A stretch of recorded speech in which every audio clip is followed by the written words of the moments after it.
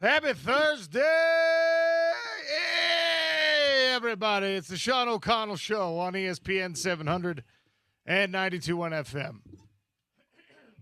Have you noticed, James, that this has been going on for like 3 months now? Do I have nodes? Is this like Pitch Perfect and I've got a case of the vocal nodes? Oh, no.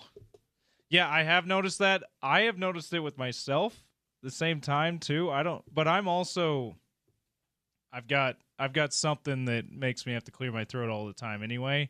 So I don't know, man. Is this a weird allergy season into the early summer? I have no idea.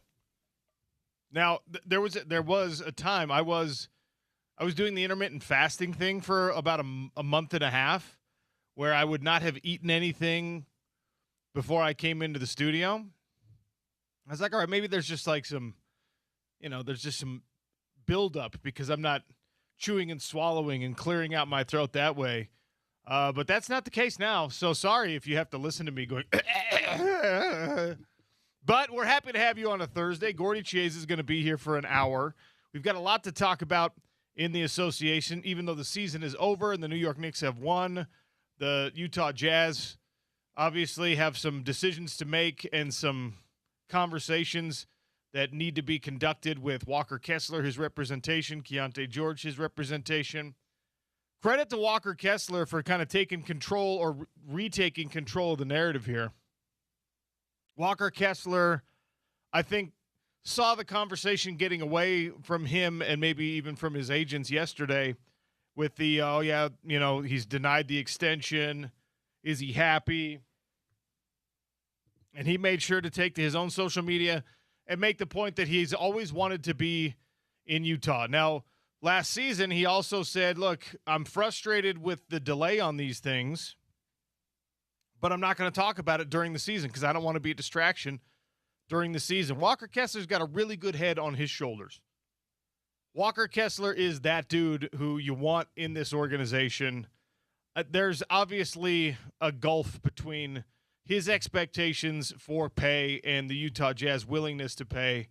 And I think, the reasonable number is probably about $30 million, and he's sitting on 28, an offer for 28 right now. I don't think it's going to get much higher than that. He's not enough of an offensive facilitator, producer to justify that kind of pay, but we will see how that one resolves itself. We'll talk about it with Gordy Chiesa. John Wright's going to join us at 1 o'clock because the U.S. Open has begun. And right now, Shinnecock Hills is making everyone's life miserable. When I was driving in, there were only 5 players above par. Let's see if that's still the case. 1, 2, 3, 4, 5. There's 6 players. I shouldn't say above par. There's 6 players under par, and everyone else is even or worse right now at the U.S. Open. So John Wright will join us in the 1 o'clock hour to talk a little golf. We'll discuss some World Cup action as you had another slew of games last night. Czechia and South Africa are underway at halftime right now. 1-0, 1-0. Advantage for Czechia right now. Switzerland, Bosnia-Herzegovina coming at 1 o'clock. Canada, Qatar, or Qatar. And then a feature that I think a lot of people are going to have fun watching tonight. It is Mexico versus South Korea. And obviously Korea coming off a thriller against the Netherlands. Mexico coming off a successful debut in the tournament at Estadio Azteca.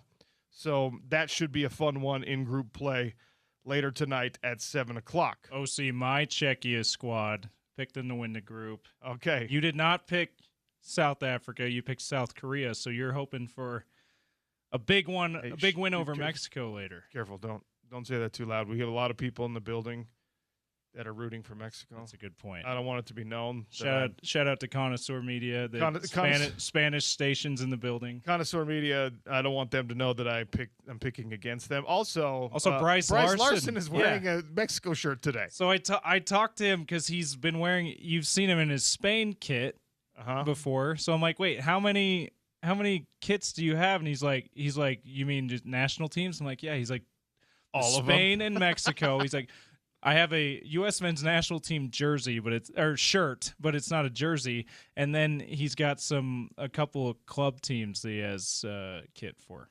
He's just a general sports fan. He's always wearing different gear. Like you'll come in and he'll be wearing Utah Valley gear. Makes sense. And by the way, voice of Utah Valley now. Did you hear that? I didn't know that.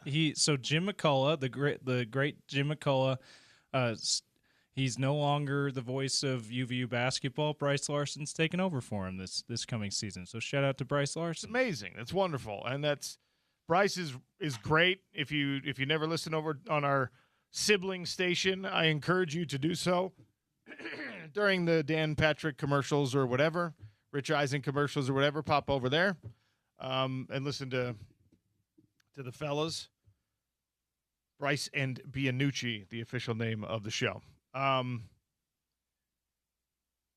Big news. We had this in the hot lunch yesterday. We talked a little bit about what now it's so silly to think that yesterday was like, all right, we got to address a social media video of Parker Kingston working out at BYU's indoor practice facility for the obvious reasons. And now the absolute bomb, the huge news today that charges have been dismissed in the case against former BYU wide receiver Parker Kingston. He was charged with first-degree felony rape, and those charges have been dismissed. Without prejudice means that charges can be refiled, and it could eventually go to trial. Apparently, a lot of this was the result of a hearing yesterday, and the state attorneys were asking for another delay of the trial. They were asking for this thing, the can to be kicked down the road a little bit further on the grounds that the witness, the alleged victim's readiness to go to trial was in doubt. Right? And they asked for the trial to be moved to September with an option to delay the case into October if needed.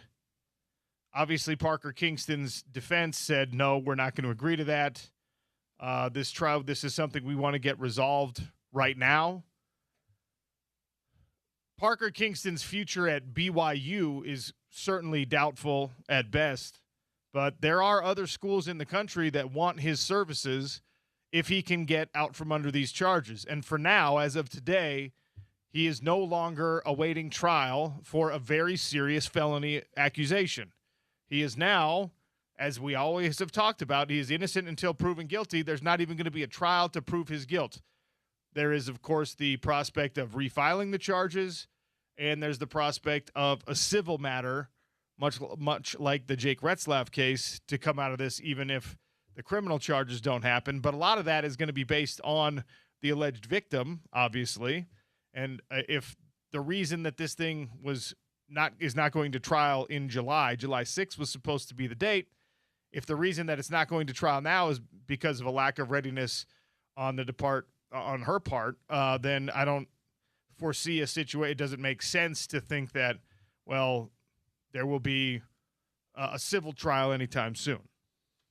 And this is the reason why he was working out at BYU, I guess. What we were speculating yesterday, OC, that people around him at BYU, people in his inner circle, maybe people on that coaching staff felt like this was coming. Well, it's important to note that BYU did respond to some of the conversation and said this workout was conducted during private time. Okay, so this was not a BYU activity. Okay. It was not a team activity. Gotcha. So we probably don't get to infer anything about what coaches or administration. It was, like we talked about as a possibility yesterday, it was a workout being conducted by people who are certainly, by extension, associated with BYU. Former player Neil Pa'u runs workouts there, does like high school coaching there.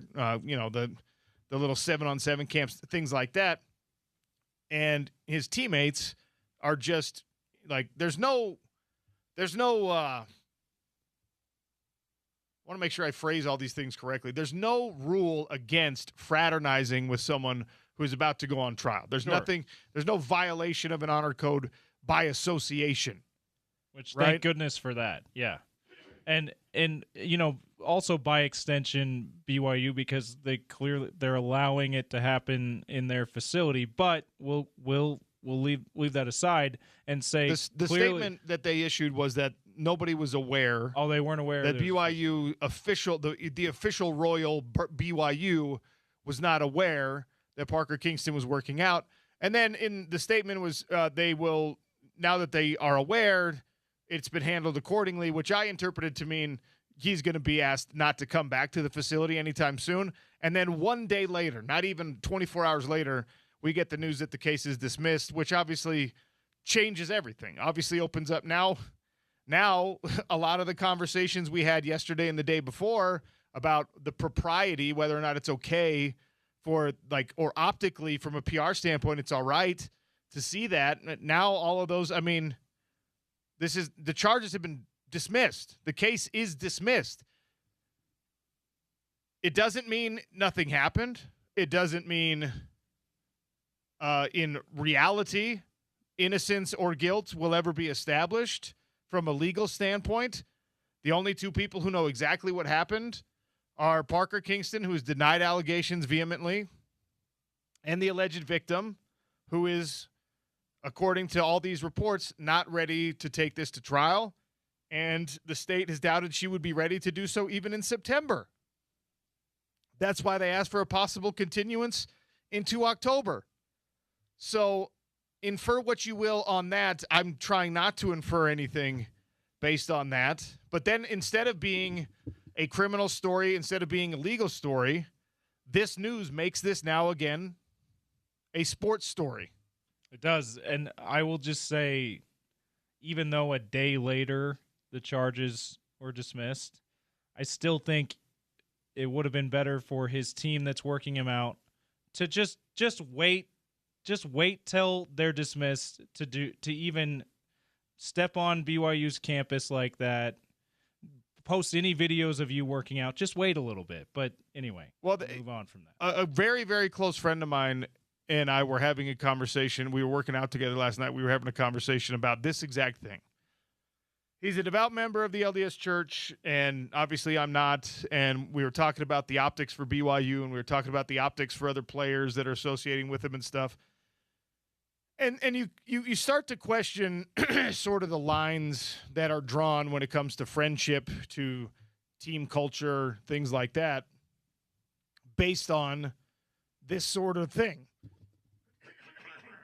And, I mean, this is a guy I've known. We've been very, very close friends since fourth grade.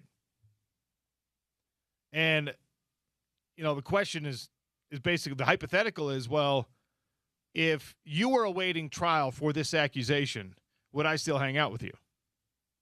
Would we be working out together? And obviously, there was no social media post. There's no public anything in regards to us working out together. But the question is, would I hang out with you? Would I be seen with you? Would I privately associate with you if you were awaiting trial for felony?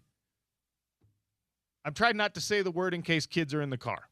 Everyone, I hope you understand why. We know what it is, yeah. Right? And, it's all based on, do I believe your story or her story? And if it's your friend, if it's your close friend, if it's someone you've known since fourth grade, you're probably going to believe, even if it's someone you've known on your team for 2 years or a year, you're probably going to believe him instead of her.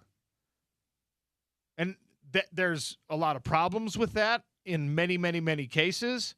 But I think it's important. A lot of Utah fans got on their high horse about this thing. And a lot of Utah, we love it. Let's admit it to ourselves, Utah people. We love it when we think we can point out hypocrisy or, we like to play gotcha on BYU and the perceived self-righteousness of the whole BYU machine. We like to point out the chinks in the armor. Oh, look what you did here. Why is Jake Retzlaff in the facility? Why is Parker Kingston in the facility? We like to do that. It's okay to admit that to ourselves.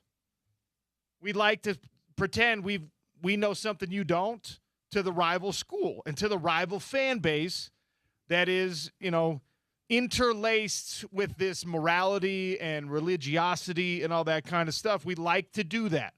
Oh, see, you guys shouldn't be on such a high horse because as long as it's a talented person, you allow for any loophole possible. When you really zoom this thing out, maybe Neil Pau and company knew or had confidence that this outcome was coming sooner than later, that these charges in this case was going to be dismissed sooner than later. More importantly, I think their willingness to fraternize is an indication that they believe him, not the accusation.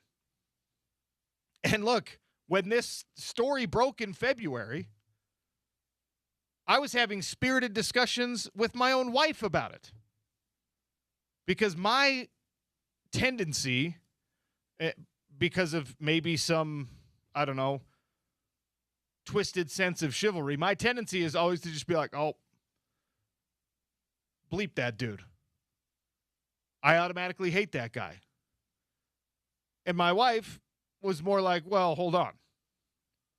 Because I know a lot of girls that grew up in the culture that I grew up in that after the fact, and this was, remember, the arrest happened like a year later. The arrest, the time between the alleged incident and the arrest and the charges being filed was a long time after a lot of investigation. And my wife was like, well, hold on. It's not always so black and white. And I have a tendency to be like, no, something like this feels pretty black and white. I was a single young man for a long time, hanging out with a lot of different people, and never had anything even close to this come across my bow. It's pretty easy to not be accused of these things, is what my mentality has always been. So I have this tendency, maybe this over tendency, to just be like, yeah, that's a you problem, whoever the male involved is. And I do believe that the male has the greater responsibility in ensuring clear communication and safety for both parties and all that stuff. I will never not believe that, especially as a father of 3 girls. But we're looking at this now as clearly still a convoluted case where charges could be refiled, where a civil matter could be brought to court eventually. But for now, Parker Kingston is, based on the information we have, is at least temporarily exonerated and is an incredibly talented athlete who is going to do what he can to try to put the pieces back together on a football career that really was, he had an incredible breakout season last year, which, by the way, it still feels a little icky to talk about this part of it, knowing the backdrop. But this is a guy that can help BYU. I don't think he's going to be allowed to help BYU. I think he would have to serve something like a half-season suspension. Yeah, there's going to be, at the very least, if BYU lets him re-enroll and everything and be part of the football team, there's going to be, at very least, a long suspension, if not a full-year ban. And, Jake Retzlaff was offered a 7-game suspension. Is that right? That was the report. That was the rumor, the innuendo. And that was a civil case. He never had criminal charges. You would think it might be more for Parker Kingston, but also, well, who knows? Because it's been dismissed. Yeah, if criminal charges are dismissed, then they didn't happen, right? I truly don't know what the official by the book stance is. I'm sure the Honor Code office and I'm sure BYU leadership has a handbook for how some of these things are supposed to be handled. I'm sure Brian Santiago and Kalani Sitake have had a conversation already, given the information available to us now. Yeah, there's still premarital relations going on, so there's an honor code violation that took place, so right. There would be some kind of discipline, if not a complete ban still. And we're not going to get into whether or not we believe that the honor code should be in people's business that way. I kind of don't. But I understand that that's something that everyone signs up for down there in Provo. And if you want to go by the letter of the law, go by the letter of the law. I know plenty of people who didn't while they were at BYU and just never got in trouble and were great representatives of BYU, and their private life was their private life. I know many examples of that, and that's fine in my book. It might not be fine in your book if you're a BYU fan or if you're a strict to-the-letter person of the LDS faith, maybe, or a strict to-the-letter person of any faith that thinks that the premarital relations are like unto murder. I'm not of that opinion these days. But this is a massive story for many, many different reasons, because we're talking about the he said, she said dynamic again, and this one is so convoluted and so complicated, and it was a case that had already been delayed. The incident in question was 2 Decembers ago now, right? And the arrest came a full, 13, 14 months after the fact. And then now, well, are you going to be ready in May? No. What about in July? Okay. Now I'm not going to be ready in July. Okay, what about September? Yeah, probably. But October might be better. And the judge in the case is looking at it and saying, no. We need an expedient result on this. Yeah, I mean, and I think whatever story you're inclined to believe, I think that's probably a reasonable way the judge is deciding to handle this, and whatever justice needs to be done, or whatever. Hopefully it happens eventually, or maybe this is the just outcome, and Parker Kingston deserves to be a free man and live with innocence that he has until he's proven guilty. Absolutely. There's a lot of layers to the onion here. Remember, the prosecution team asked for Judge Jay Winward, who made this decision, to be dismissed previously, said, hey, we don't want you to be the judge who makes these decisions. We think that you are going to give unfair bias to the student athlete, to Parker Kingston. That motion was denied. The judge stayed. And that judge, the one that the prosecution, at least at some point, effectively accused of being not unbiased, it didn't trust it in any rate, said that is the judge that says the state is not ready, the victim is unprepared to testify, and that's okay. The case is dismissed without prejudice. The timeline here complicates things drastically. The timeline for Parker Kingston's life is obviously he's the one on the deadline from an eligibility standpoint. The alleged victim, as far as we know, doesn't have any of those strictures going on. And the judge has recognized that, and the judge has dismissed this trial. And now it becomes a sports story again, like I said. BYU will offer him a place back, but there will be a suspension attached to it. And the suspension may have nothing to do with considering this criminal case because the charges have been dismissed. The suspension is an honor code violation. It would just be that's what it is. Honor code violation. That's it.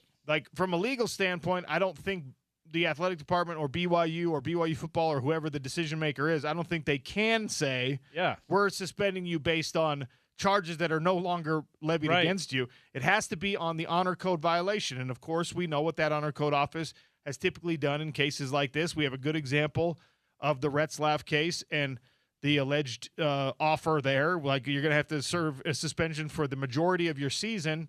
Parker Kingston, to me, it seems likely with the lack of eligibility he has remaining, you're probably not going to sit out that much of a season.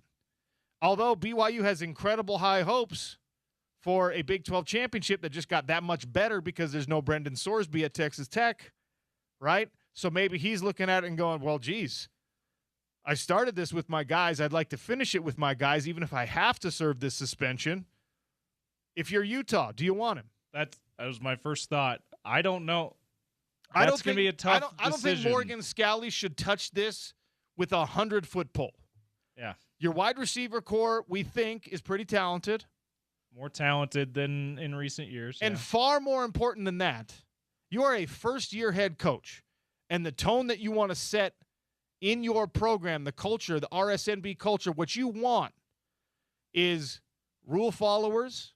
You want buy-in. You want no gray area. You want integrity. And while charges have been dismissed for now, we don't know the actual truth about what happened here. And Morgan Scalley, as much as he wants to communicate with anyone, he cannot possibly know the actual truth here. It is too risky, in my opinion, for Utah to even explore that idea. On top of that, I think Parker Kingston has interest from SEC schools. I think he's got interest from places that are going to be far enough removed from this that it's probably a relief for him, far enough removed from this, and in a football culture, we know how the South is, where they're just like, we don't care about some accusation that is following you from before. We don't care about that at all. At LSU, we don't care about those things. Yeah, at Ole Miss, we don't care about. At Florida, has Lane Kiffin already reached out to him, do you think? Guarantee. At Florida, we don't care about any of that stuff, young man. Well, hey, that he said, she said stuff. Summerall at Florida, Jake Retzlaff's coach at Tulane last year. Just saying. I mean, so there's going to be possibilities for this young man to play football this year. Yeah. However, again, you just have to approach all of it, right? You have to look at the whole picture. Clearly, he's talented. Clearly, he's capable of producing for you on the field. Unclear as to whether or not he's a good person. Yeah, as a receiver and a returner, by the way. He can help you in multiple ways as a player. Unclear as to whether or not you could trust this kid to follow your rules. He's already admitted he didn't follow the rules at BYU. A lot of people in college football and college atmospheres in general think those rules are antiquated and have no bearing. I mean, he is eligible, as far as I know, to play at literally every university in the country, at least in the Power Four, except for BYU. Yeah, there's even the other Christian schools, Christian affiliated schools, do not have rules like that.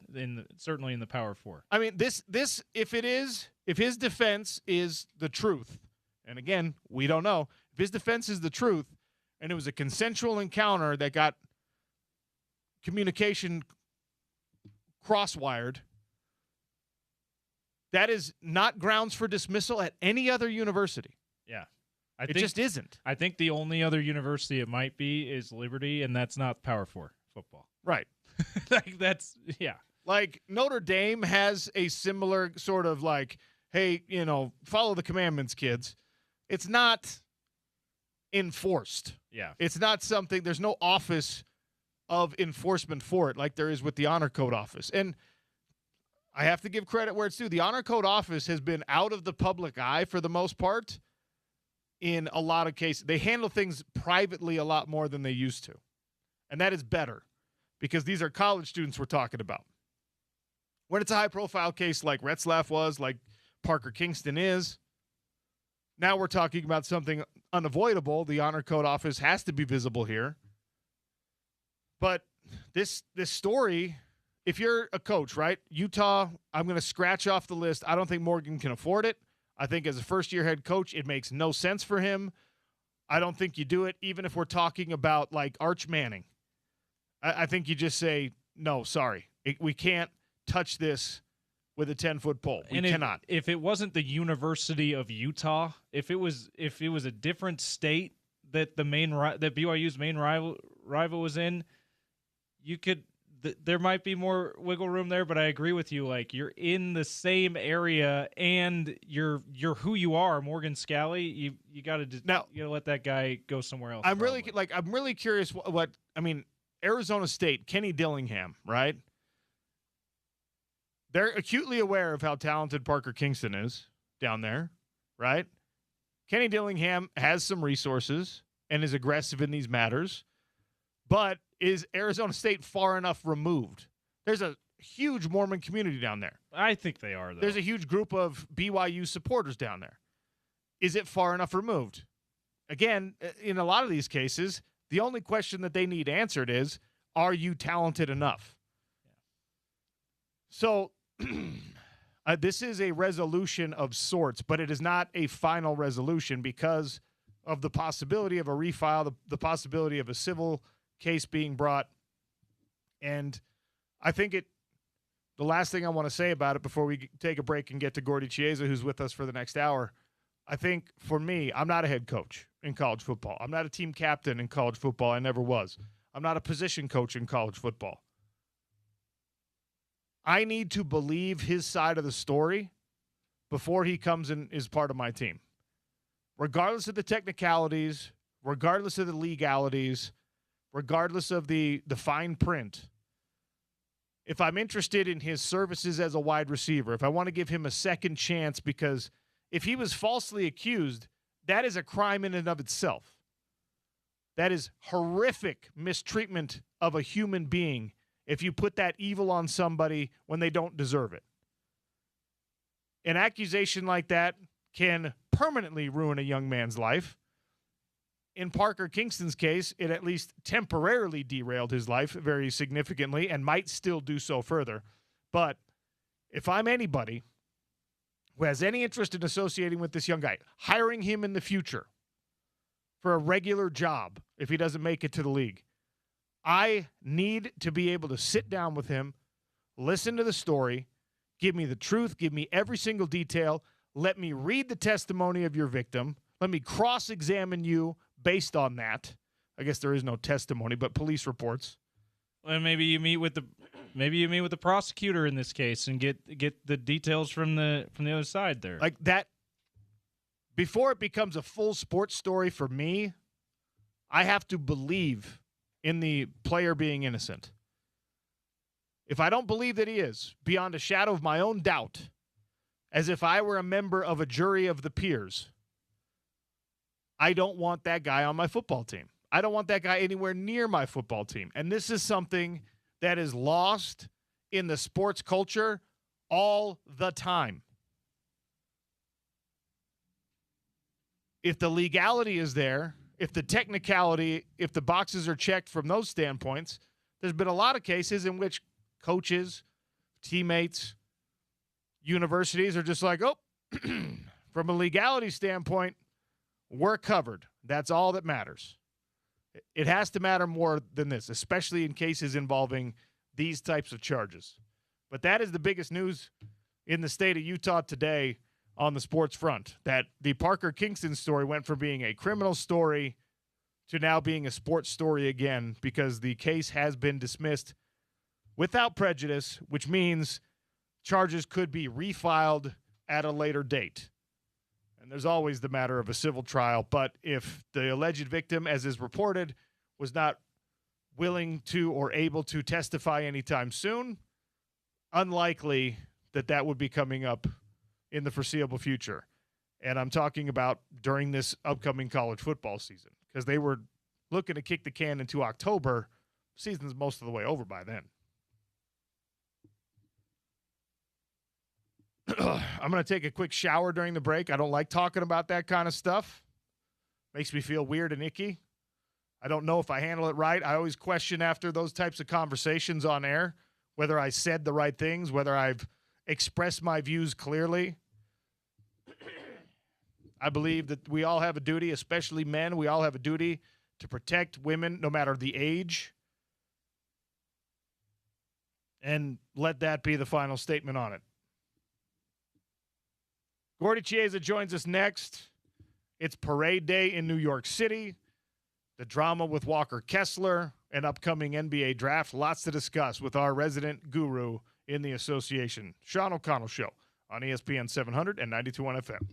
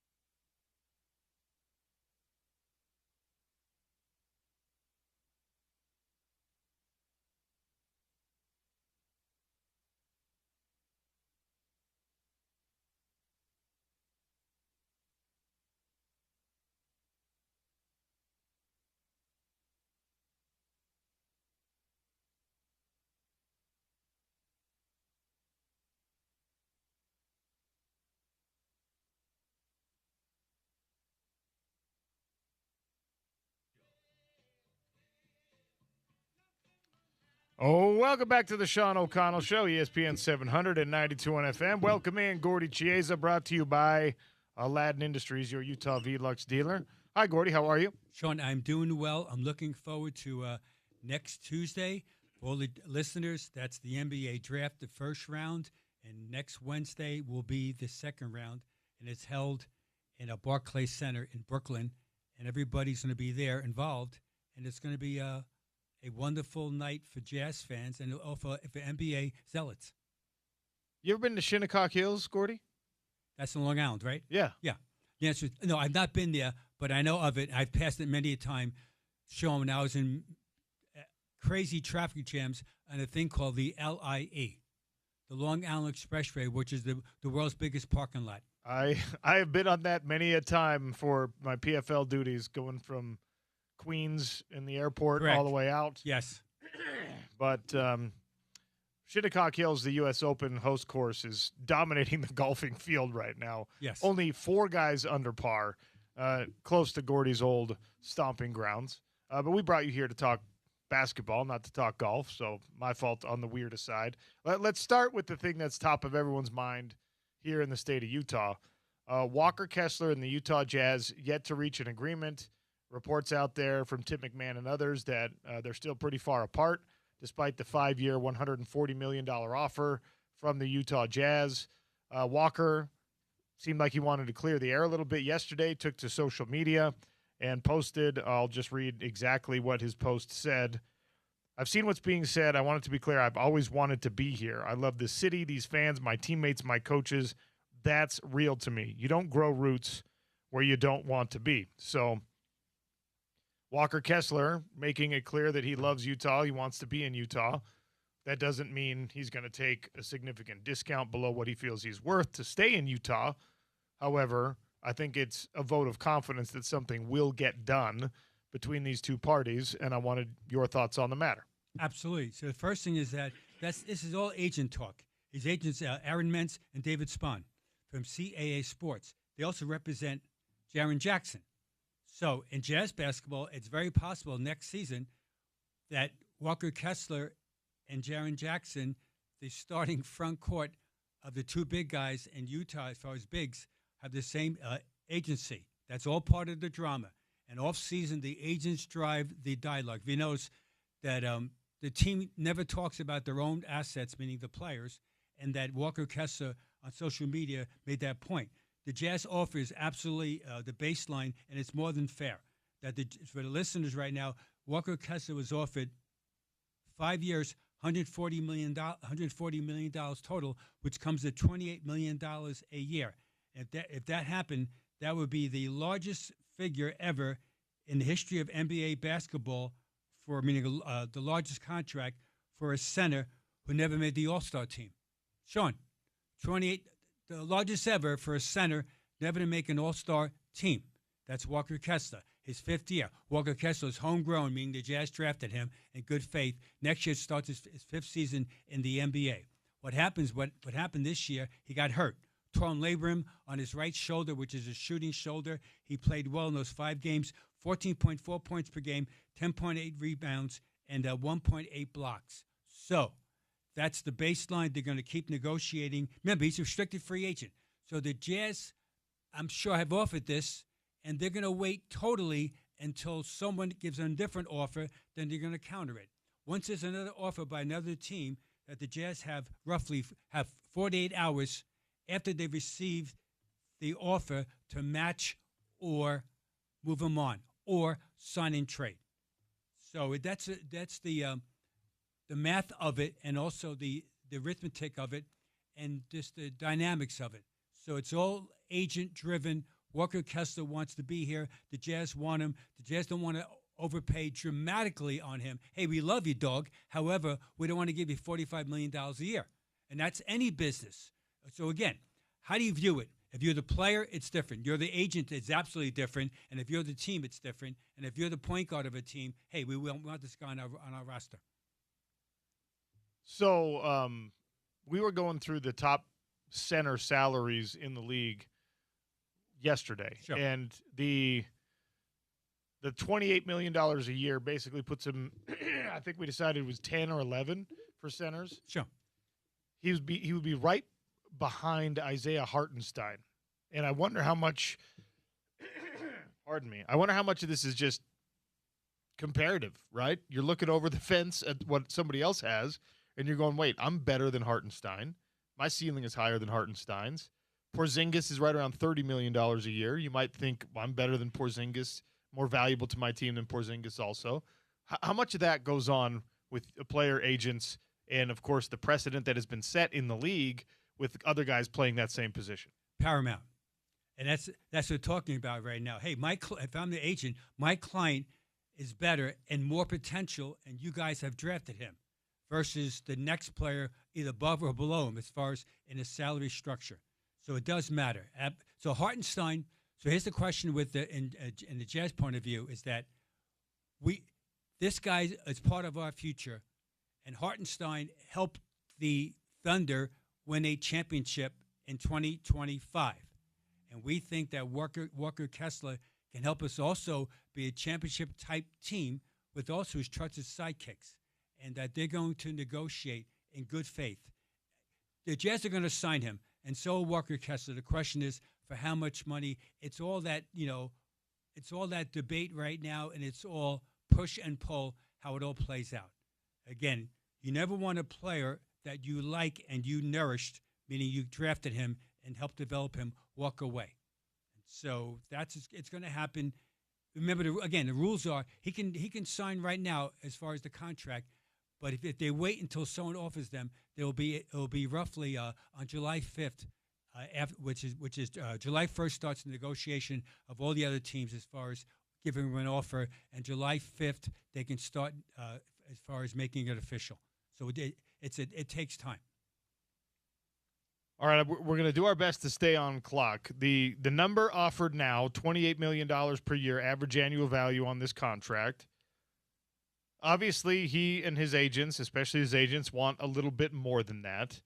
But we're going to take a look at the projected salary caps in the NBA and, of course, the projected percentage that maybe a higher number would translate to for Walker Kessler and for the Utah Jazz. I think that's an important part of this discussion. So we'll take a quick break. We'll come back. We'll discuss that here on the Sean O'Connell Show. It's ESPN 700 and 92.1 FM.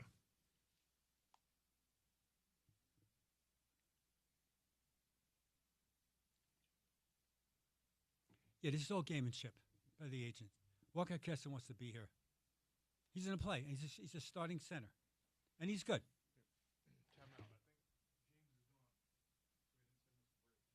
Oh, okay.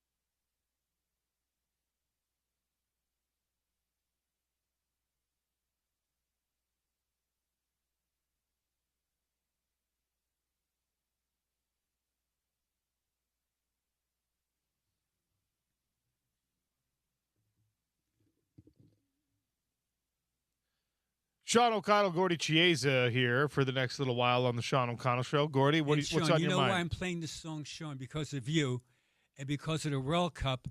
As we talked last week about England, my team, beat Croatia yesterday 4-2.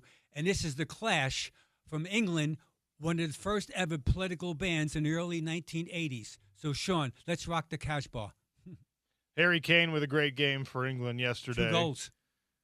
So, in the space of a couple days, you had Erling Haaland score 2, Kylian Mbappe score 2, Leo Messi score a hat trick, Harry Kane score a brace as well.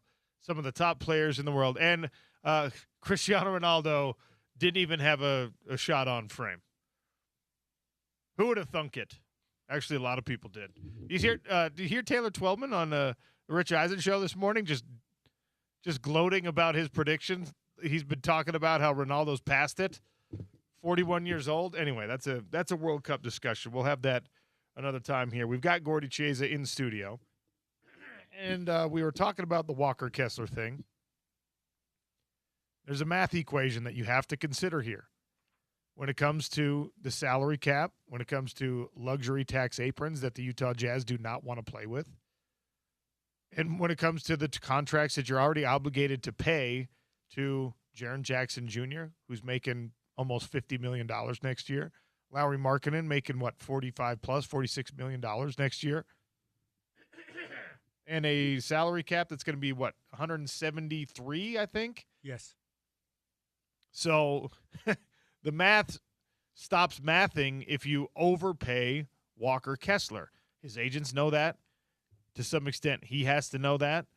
And you're having this negotiation. You're having this conversation, by the way, in the same offseason cycle that you just saw the NBA Finals MVP, who did not take the most money that he could have gotten. So it feels like bad timing for Walker Kessler and his team to be trying to maximize a contract right now. I know that I'm more a prisoner of the moment than any of these agents are, but there's just a lot of math that you have to make work. And Gordy, Walker Kessler, a defensive specialist, a big man, a throwback to the 90s, not really a big offensive presence. What percentage of your salary cap can you afford to pay someone like that and still be a winning team? Sure. 20%. Okay. Roughly. So next year contracts with the Jazz, with Sean's alluding to, as far as they're top heavy as far as in the front court. And that's all part of what, again, in the big picture of things. So Jaren Jackson makes next year $49 million, who they traded for, which means that they're absolutely committed to him, to say the least, and they should be. He's a tremendous player. Larry Markkanen makes $46.1 million. So when the two players in the Jazz are ready in the front court, they make $95 million. And so just say for the narrative, they offered Walker Kessler, meaning the Jazz management, offered him $28 million times 5 years equals $140 million. Just say the final settle on, we'll say, just for the narrative, Sean, $35 million on average. So which means then the Jazz suddenly are committed to basically $130 million in the front court. And so that just shows you which means then the piggyback, to add to that, then what about Keontae George? See, it's all part of the discussion. It's not one thing. It's the whole roster as far as management. So Keontae George, he turns 23 this November 18th. He's a young fella, and that he's a talented player. And so he makes this year, Keontae George, meaning next season, the 26-27, he makes, Sean, only $6.56 million. Yikes. Right. So he's saying, wait a second, I'm part of the future here. He's extension eligible as far as rookie extension right now, and that if the Jazz don't give the extension and they give him a qualifying offer next year, he'll be a restricted free agent after next year, just like Walker Kessler did. Right. So there's been a precedent done right now where the Jazz paused on Walker Kessler. They did the right thing, as a matter of fact, and they might pause on Keontae George, especially, Sean, again, just say if. Again, we're playing that game if the Jazz do draft Darren Peterson at 2, which is very possible. If the Jazz is staring at either Darren Peterson or Cam Boozer, either or, you can make a discussion. Both of them are terrific talents. They're going to be foundational type players. So But Cam Booth is not a backcourt player. He's not, right? I mean, you can't put him in your backcourt. Oh, I love that discussion. Okay. All right, Sean. Isn't he too big, Gordy? He's like 240 pounds. Oh, absolutely. No, he's a forward. In fact, he's actually a point forward the way he plays. This is Cam Boozer. Yeah. So for the listeners right now, Cam Boozer is much different than his dad, who I had the privilege to coach. Okay, Cam Boozer is 6'9". As a matter of fact, speaking of Cam Boozer, Sean, do you realize, and we'll go much detail on Tuesday during the day, and also, more importantly, Tuesday at night, Cam Boozer, the youngest player in the draft. The youngest guy in the draft that's interesting. is Cam Boozer. He's 18 years old. Are you kidding me? How good he is. So Cam Boozer is a point forward. Here's his official physical profile from the draft combine. Okay. 6'8" and a quarter without shoes on, 253 pounds. Who in the NBA is playing in a backcourt at 250-plus pounds? Oh, nobody. He's just too big. No, the only person is LeBron James. Yeah. No, and I say nobody. LeBron is the freak of all freaks in a great way, LeBron James. Okay, but back to the point you were making. And that is that you want to balance your roster as far as positionally, as far as economics of it. You can't have the roster, Sean, tilted towards only one area, meaning what? Okay, the front court, we are loaded and we're top heavy, and now we can't get a mid-range guy as far as salary. See, the Jazz have a great break in the sense that, remember now, is that as of right now today, as we speak right now, guess who the third highest paid player in the Jazz is as we speak right now today? Okay, so Jaren Jackson Jr. highest paid. Larry Markkinen second highest paid. And third, as we speak right now, this moment, this second. Okay. Who is it? Ace Belly. Wow. See no, on a rookie deal. That's exactly right. But see, now the rookie deals are up now. Wait a second. Now it's my turn, Walker Kessler. And it's my turn, Keontae George. Okay. You see how, in other words, for the listeners, this is so important why teams have to manage their roster. Now, there's no perfect roster. There is not. Absolutely not. However, the better teams that consistently win, minus major injuries, get the majority of the contracts correct towards winning and also towards their age group, meaning what? Years in the NBA. The lesser teams, most times, Sean, they get it wrong. They overpay dramatically on certain players and positions, and they don't win. And that's why they keep doing the same mistake all the time. And it's so important. Like, for example, Sean, all right, the San Antonio Spurs. They're giddy about their roster, the Spurs, because you know why? Like Julian Champagnie, who's playing in the NBA Finals, is making rainbow threes, is trying to defend the MVP, Jalen Brunson. Sean, the Spurs' dilemma right now is they have a team option. Should they do it or not on Julian Champagnie? Sean, you sitting down right now? His next year's contract is $3 million. Oh, Sean, see, Sean is laughing right now. He's giving me that Irishman look, laughing like he just had a TKO in the second round against somebody he didn't like who stole his girlfriend 25 years ago. $3 million. $3 million team option in today's NBA is like nothing. It's chump change. It's like going to the diner. It's like, well, that's double the league minimum this year, I think. No, the league minimum right now is with this past year was 1.9. Okay. Yeah. But still, so you're 1.1 over the Yeah. league minimum Yeah. for a player of that value? And playing right, because he had no leverage. He was happy to get a 2-year deal with the Spurs. I'll show you I can play in the NBA, meaning this is Champagnie saying this, and you know something? He's right. Wow. Again, this is why teams win and why teams do not win. And that's any sport, Sean. It could be in NFL, it could be in baseball, it could be in hockey. Again, what is a player worth value towards winning? And that value is what? Besides on the ice, on the field, on the court, on the baseball diamond, it's the economic part of it too. All right, there's some more news in free agency and in player availability. the market is going to be really, really interesting this offseason. Some of the biggest names, including the biggest name of this generation, to make decisions. And dads deserve a day at Lagoon, which means we are going to be giving away another 4-pack of tickets coming up at about 1:45 on the show today. Roller Coaster Junkies, we've got tickets for you. You just want to hang out with your family, ride the Sky Ride back and forth across the park, we've got tickets for you. Maybe you're going to go stump that poor teenager who's playing the guess the weight game. Whatever your reason for going to Lagoon is, Laguna Beach, right? Little water park action. Why not? We have tickets for you here on the Sean O'Connell Show on ESPN 700 and 92.1 FM. We got 28 more minutes of Gordy Chiesa. We're lucky on a Thursday. It's the Sean O'Connell Show on ESPN 700 and 92.1 FM.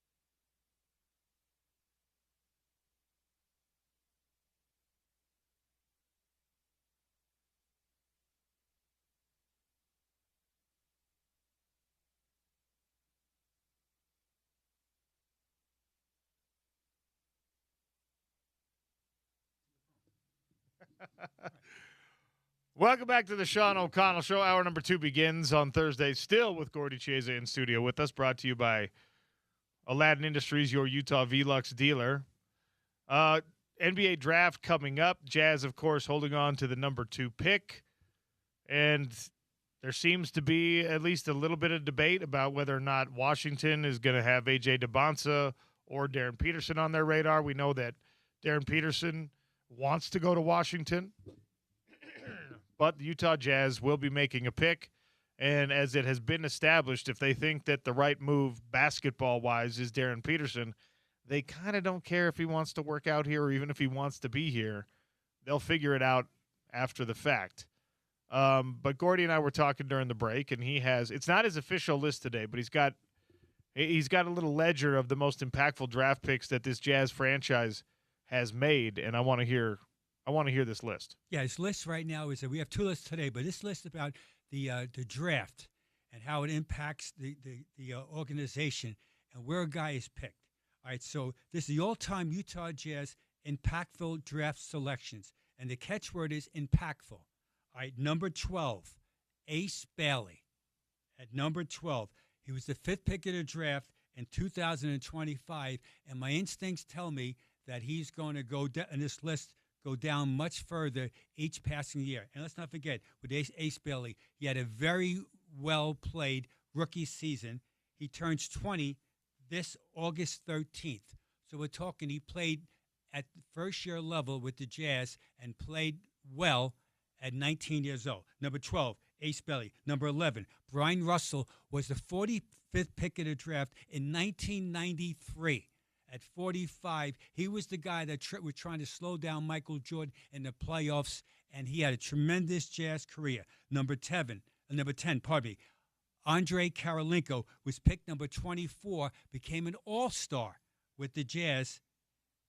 Jazz picked him at age 18 years old in 1999.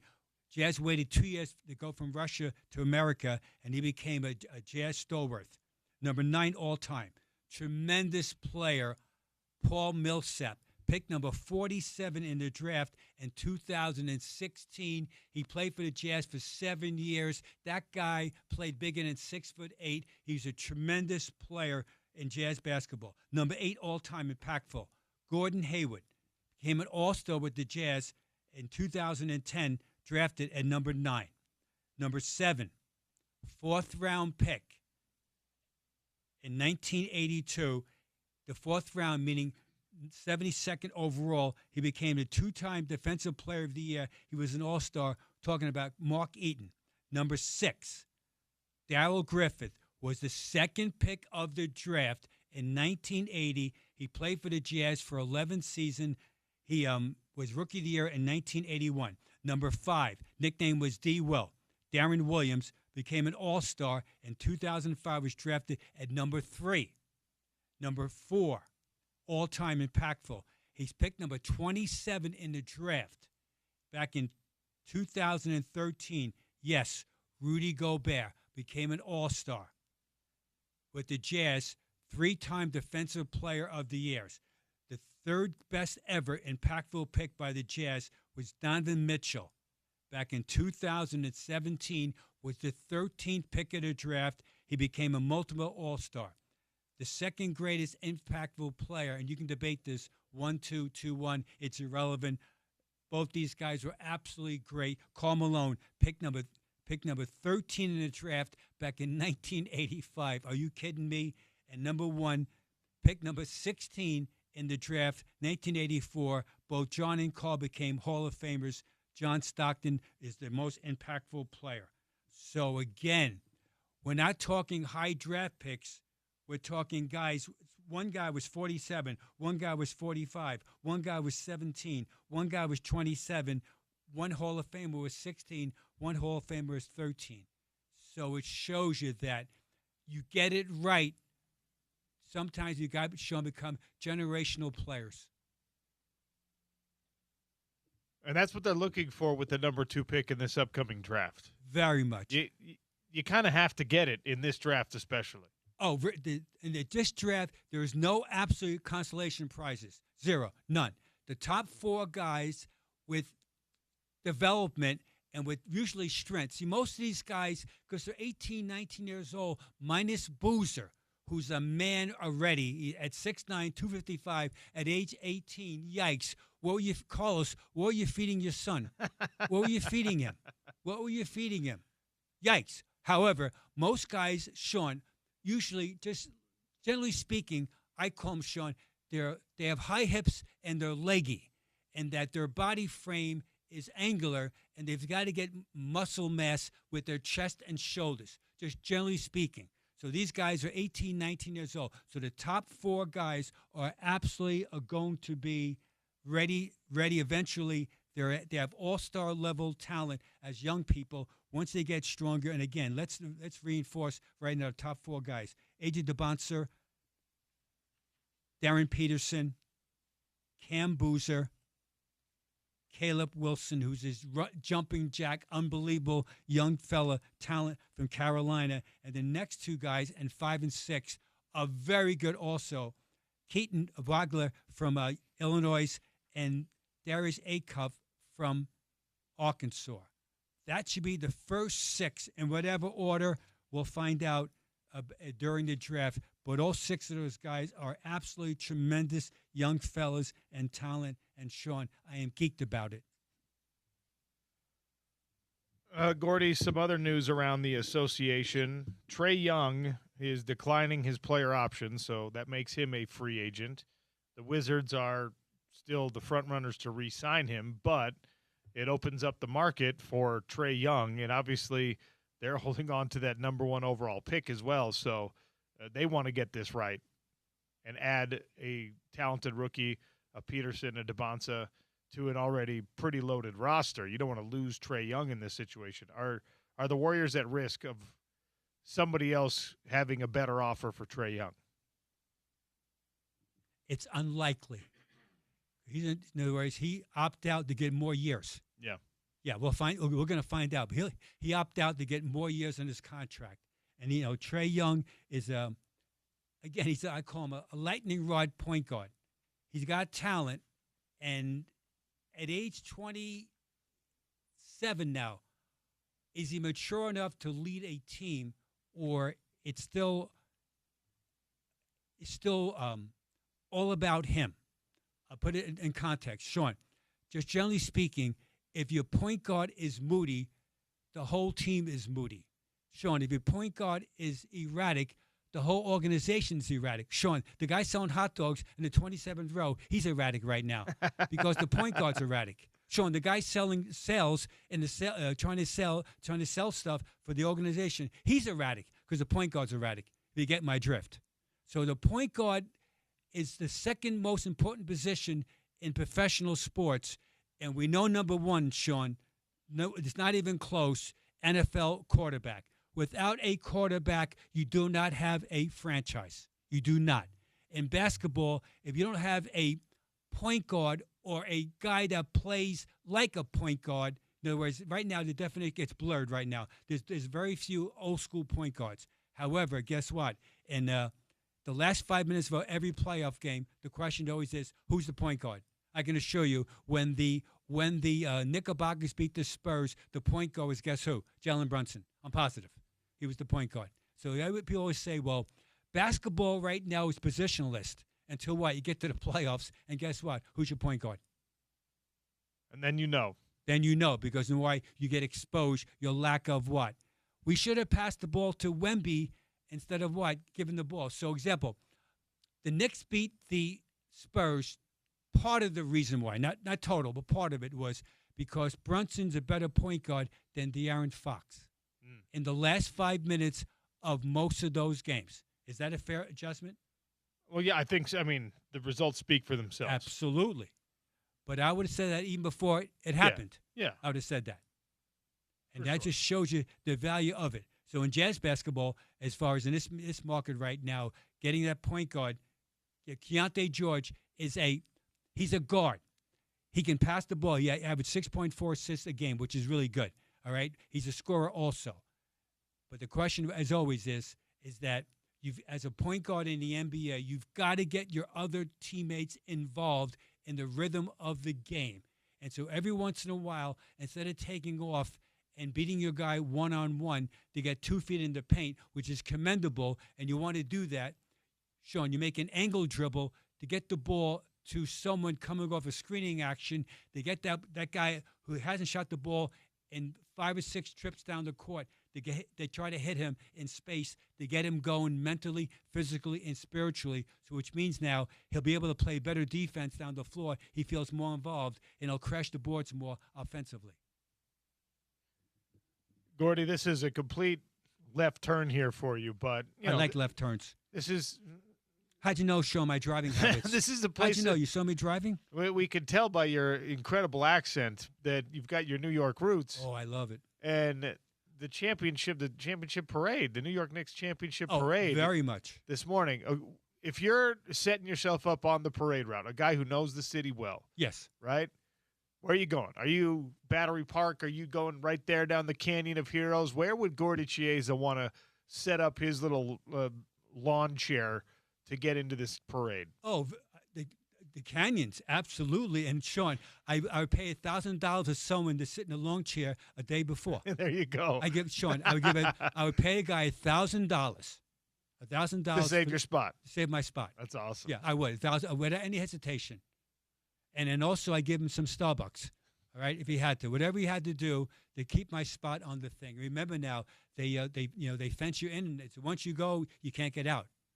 And so it's interesting. It's almost like going to Times Square. Yes, Sean, in case you're wondering, I did go to Times Square in my youth and December 31st at night. I was there with my crazy lunatic friends. I did go to Times Square for the Midnight Ball. The images I'm seeing of the parade are, it looks like the most fun that could ever be had. It has, yeah.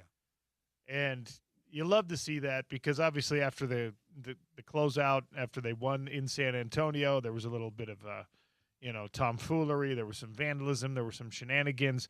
The team is there. People are, simultaneously elated to see them and cheering for them, but not like going overly crazy, being overzealous about it. It looks like the most fun ever. It reminds me of when the Chicago Cubs finally won a World Series, and everyone in the Midwest descended on Chicago for that parade. Very much. You mean the curse of Billy Goat? Yeah. Yeah. When they finally broke it. They finally broke it. And again, as always, when there's so many mass people in one situation and a few bad people do weird things, it doesn't take away from the joy of everyone else. It's just a numbers game. So our people say, well, there's a lot of reckless people. Based on how many people are there, it's very few. But they talk about it. Enough said about that. The most important thing is that there's a celebration in New York right now. The better team won. And that's the catchword right now. The Knickerbockers were a team. They were constructed very well by Leon Rose. Leon Rose is the general manager and the team president of the New York Knicks right now. And they were able to get their roster in place. And everybody had a defining moment. So, Sean, example right now. So Landry Shamet is a free agent July 1st. So here we go. Here's his parade right now. Landry Shamet right now is celebrating. He's pounding his chest. People say, hey, we love you, Land. We love you, dog. We love you. We love you. Knicks is saying, we love you. We love you. And on July 1st, what's my contract going to be? Hey, we love you, but we can't pay you this right now.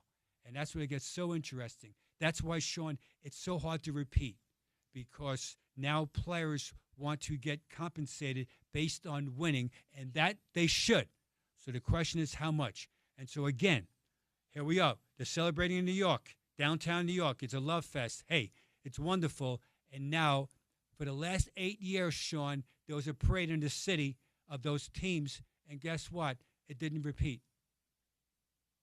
And it feels like it's not going to repeat again. James Dolan talked about the apron, the salary strictures that his team, if he wants to repeat. And I don't like this. I understand that the interviewers, he went on WFAN in New York, and they're asking him about the sustainability of this, the exact thing that you just brought up. It's been a brand new champion every year for the last 8 years. Well, Knicks fans, now that they taste this, they want it again. They want it again. They want it again. But there's some salary cap mechanisms that are going to make that really, really difficult. Because just like we were talking about with the Utah Jazz, you got to extend some guys, or you have to try to get some people that are underpaid right now up to kind of the market value for their contract. And James Dolan was asked about that. And I hate throwing cold water onto it the day before a parade, but he was like, we're not going into the second apron. Absolutely not. Can't do it, won't do it. And, I mean, I don't know. There's only what? Cleveland was the only team that went into the second apron this past year? Yeah, and they got knocked out in the playoffs. They underachieved. Right. So they're saying, wait a second. Remember, most owners are very smart people. Sure. And their other business, they absolutely get it right almost all the time. But a thing called sports, it gets a little different now because they're so emotional about it. Yeah. It's so different being an owner. As I say this all the time, as far as a sports owner, when people say to an owner, hey, what's the difference between your other business and owning a team? The owner always says, oh, it's much different. How? Well, my other business that the average workforce is 42.5. But in my basketball business or hockey business, the average age is what? 23.5. Wild. And so it's 20-year gap, give or take a year or two, and that makes everything so different. It's so different dynamics. You're dealing with a highly paid workforce that's really relatively young versus a highly paid workforce that's in the top of their game at age 45, 47, 51, 52. What a difference, Sean. When you're looking at what these teams have to figure out salary-wise, and an owner like Dolan, who doesn't exactly have the best reputation, and then he's got to answer a question about would you spend max money in order to get this city another championship? I mean, he just straight up says no.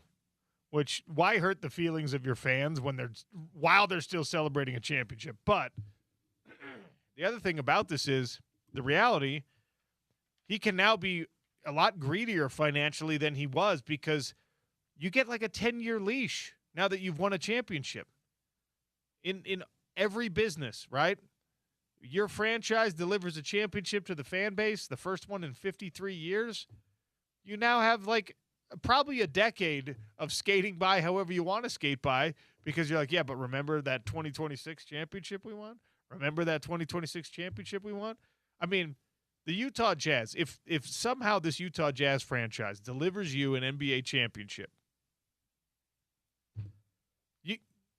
you're good as a fan for like at least 5 years, maybe 10. You're living on that for the foreseeable future. It's a little different in New York potentially, but I kind of hate that for the New York Knicks fans because Dolan, after never getting there, not having the success that they wanted, he finally has it, and now he's like, yeah, see, I can do whatever I want now, and he will. Yes, he can. And if you're a Knicks fan, there's a generalization of an NBA situation where the original money from the Knickerbockers was a company called Cablevision. So, Sean, James Dolan's father, Charles Dolan, back in the 1950s and 60s, here's what he invented, Sean. They invented the technology where in every hotel room in the country, when you want to watch a movie, you press a button for, at that time, $6.99, $7.99, $8.99. That was them, the original Cablevision. Wow. Are you kidding me? Wow. And that gave them the seed money, to say the least, to buy. Remember, the organization owns the Knicks, the Rangers, the Garden, Radio City, the Rockettes, and other the Sphere in Vegas. Vegas, and now the new one that's being built in Saudi. Is that where? In Saudi, yes. Or in Abu Dhabi, maybe. Yes. Yeah. Yeah. And actually, I don't know if you would call it a conspiracy. There's a theory out there that the reason the Knicks were able to create this championship run is because of the Sphere. Have you heard this? No, I have not. No, tell me. There are business folks and basketball folks who think that the reason that the Knicks finally got over the hump here is because the Sphere has been occupying so much of Dolan's personal attention and time. And like he flies to Vegas all the time. He's trying to make the Sphere a thing and a franchisable thing so he can build 4 or 5 more of them around the world. They want one in Hong Kong. Sure. He wants it in Abu Dhabi. He wants it in Vegas. He wants it in London. And there are a lot of business people who think because he is so preoccupied with the Sphere, he stopped for the last several years meddling with the Knicks, stopped putting his fingers in the pie, interrupting the work of his, GM, of his basketball people. And because he's been more hands-off with the Knicks, it leads to a championship. So maybe if you're a Knicks fan, you might have Las Vegas and the Sphere to thank for your Knicks finally getting a ring.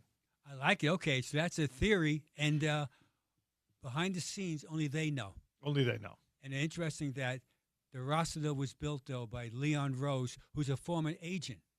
And so remember, Leon Rose was the agent for Jalen Brunson's dad, Ricky Brunson. So he's former agent. So I always say all the time, connect the dots. In the off season, the agents drive so much of the narrative. Connect the dots. Who's the agent of a certain client? Who's the agent for the coaches? Who's the agent for a management group? Wherever they are, the dots usually tell you a partial story. Gordy, what's your list today? All right, my list today, Sean, it's absolutely a short list because this is talk about, Sean, the ultimate winning players, the ultimate. Here we go. NBA players with an NBA title, an MVP of the NBA Finals, an NCAA championship title, and being voted the Naismith College Player of the Year. So again, you won an NBA title, you're a Finals MVP, you won an NCAA title, and you were the best college player when you came out. Here we go. It's absolutely a short list. Number 5, Bill Walton did all those things. Number 4, Kareem Abdul-Jabbar did all those things. Number 3, Magic Johnson did all those things. Number 2, Michael Jordan did all those things. And number 1 did all those things was a guy in Knickerbockers named, guess who? Jalen Brunson. That's it. Wow. 5 players in the history of basketball. And let's go even one more further. So those 5 guys, that's it. The ultimate winning. And then these 2 guys, add to that, they won an Olympic gold medal. Michael Jordan did it twice in 1984 in L.A., and in 1992, the original Dream Team, and Magic did it in 1992 with the original Dream Team. They won gold medal. So the greatest winners of all time. Now, what about Bill Russell? Russell would have been in his group, absolutely. He did all these things, but there was no MVP in the finals when he was playing until his last year, and Jerry West got it. And here's how ironic it is, Sean. The MVP trophy for the NBA Finals is named after Bill Russell, who would have won all of them every single year, but it didn't happen. So, Sean, only 5 players in the history of basketball, the ultimate winners. That's how hard it is to do, and Jalen Brunson is one of them. Added his name to a pretty lofty list there. Bill Walton, Kareem, Magic, and Michael. Wow. Thus, that's my list of today. I'm looking forward to find out about Jazz basketball, who the winners are. Gordy will be with us he'll be with us on the show on Tuesday, and then for our draft show on Tuesday night also. And you won't have to hear much of me and Spence because we have real basketball minds like Smitty and Gordy helping us out on that draft show on Tuesday night, where, of course, the Utah Jazz will be drafting number 2 behind the Washington Wizards. Gordy, always appreciate your time and your insight, my friend. Thank you for coming in. Thanks, Sean. Peace out. That's Gordy Chiesa, our resident NBA guru, brought to you by our friends at Aladdin Industries, your Utah Velux dealer. The Daily Dump is coming next, brought to you by Valley Plumbing. Caitlin Clark's got a signature shoe, and did you know Deion Sanders owes the University of Colorado $50,000? I'll tell you why next. It's the Sean O'Connell Show on ESPN 700 and 92.1 FM.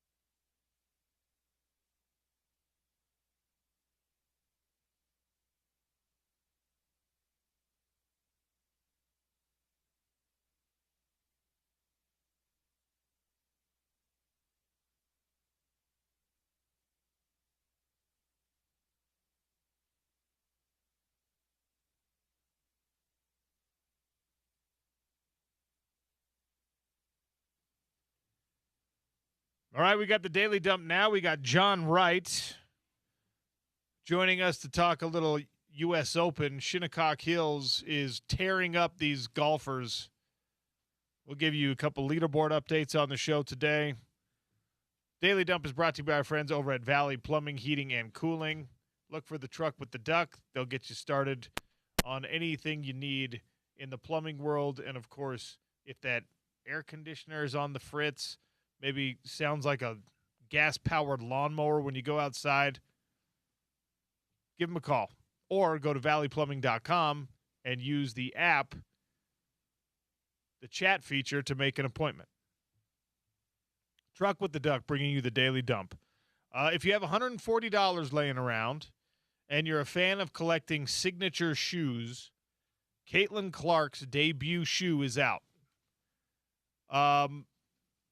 If we had a better visual element to the show, I'd be able to, put it up on a screen somewhere. It's a good shoe. It's a cool shoe. It's not as cool as A'ja Wilson's shoe, in my opinion. However, this is the very first edition of it. So multiple colorways will be coming out. Caitlin Clark's signature shoe. Remember, A'ja Wilson's shoe sold out like many, many times over. It was hard for about the first 9 months to get a pair of A'ja Wilson's shoe. Caitlin Clark, we'll see. Nike released the Caitlin Clark signature shoe yesterday. She called it one of the most important moments of her time with the WNBA. Deion Sanders owes the University of Colorado $50,000. He has a bonus in his contract for New Year's 6 bowl games. That's $200,000. If he takes Colorado to a New Year's 6 bowl game, he gets an extra $200,000. This is from not this past season, the season before when they played BYU in the bowl game.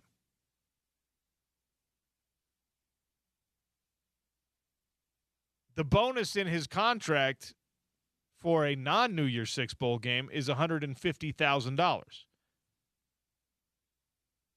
$150,000, obviously, $50,000 less than making it to a New Year's 6 bowl game. But for that bowl game, what was that, the Alamo Bowl? Yeah, Alamo Bowl. That's not New Year's 6. Exactly. Interesting. So the Alamo Bowl, not a New Year's 6 bowl game. They paid him the $200,000 bonus. Overpaid Deion Sanders, which is just kind of a theme in Colorado. They're already overpaying him pretty drastically. They even overpaid his bonus. Now, I imagine when you're paying a guy like $10 million a year and then a little internal audit, you find, hey, Coach, we actually gave you an extra $50,000. Bonus. We gave you an extra $50,000. You're probably like, can we just take it out of the next paycheck? That $50,000 out of the next paycheck. Do you want? You know what? Even better. How about you make that a gift to the university? Would you donate it back? Could you gift it back to our NIL fund, Coach? Could you do that? $50,000. Turn it into some good PR. Can you throw that the way of our PR. punter or something like that? Yeah. So Deion Sanders overpaid $50,000, which is the funniest headline because he's really overpaid about $6 million. Yeah, but if you don't read the story, you're like, hold on, it's more than $50,000 he's overpaid by, and you can understand why they would have been really excited enough to we got to an Alamo Bowl, we won 10 games, we got a Heisman Trophy, like that's the $200,000 bonus. Hold on, we got a little too excited about the Alamo Bowl, especially after getting rocked by BYU in that game. I'll tell you this: if you're in a job where you're under contract somewhere, you have a contract with your employer, I promise you your employer has no idea what's in that contract. Your employer might not even have a copy of that contract on file somewhere. Stranger things have happened, OC. I'm telling you, like, I had a conversation not so long ago with my bosses at the PFL. They had no idea about a clause that was in my contract that I'm like, this is like one of the more serious and important things that's in my contract. Part of your rider. I've been acutely aware of its existence in the contract since the very beginning of the contract. I knew when that clause kicked in. I have thought about it every month since the clause kicked in. They had no idea it was in there. They had no clue it was in there. That's The person who signed the contract, the person who approved the contract. There's like multiple layers. There's redundancy in an organization like that one. There should be like 4 people who know what's in my contract.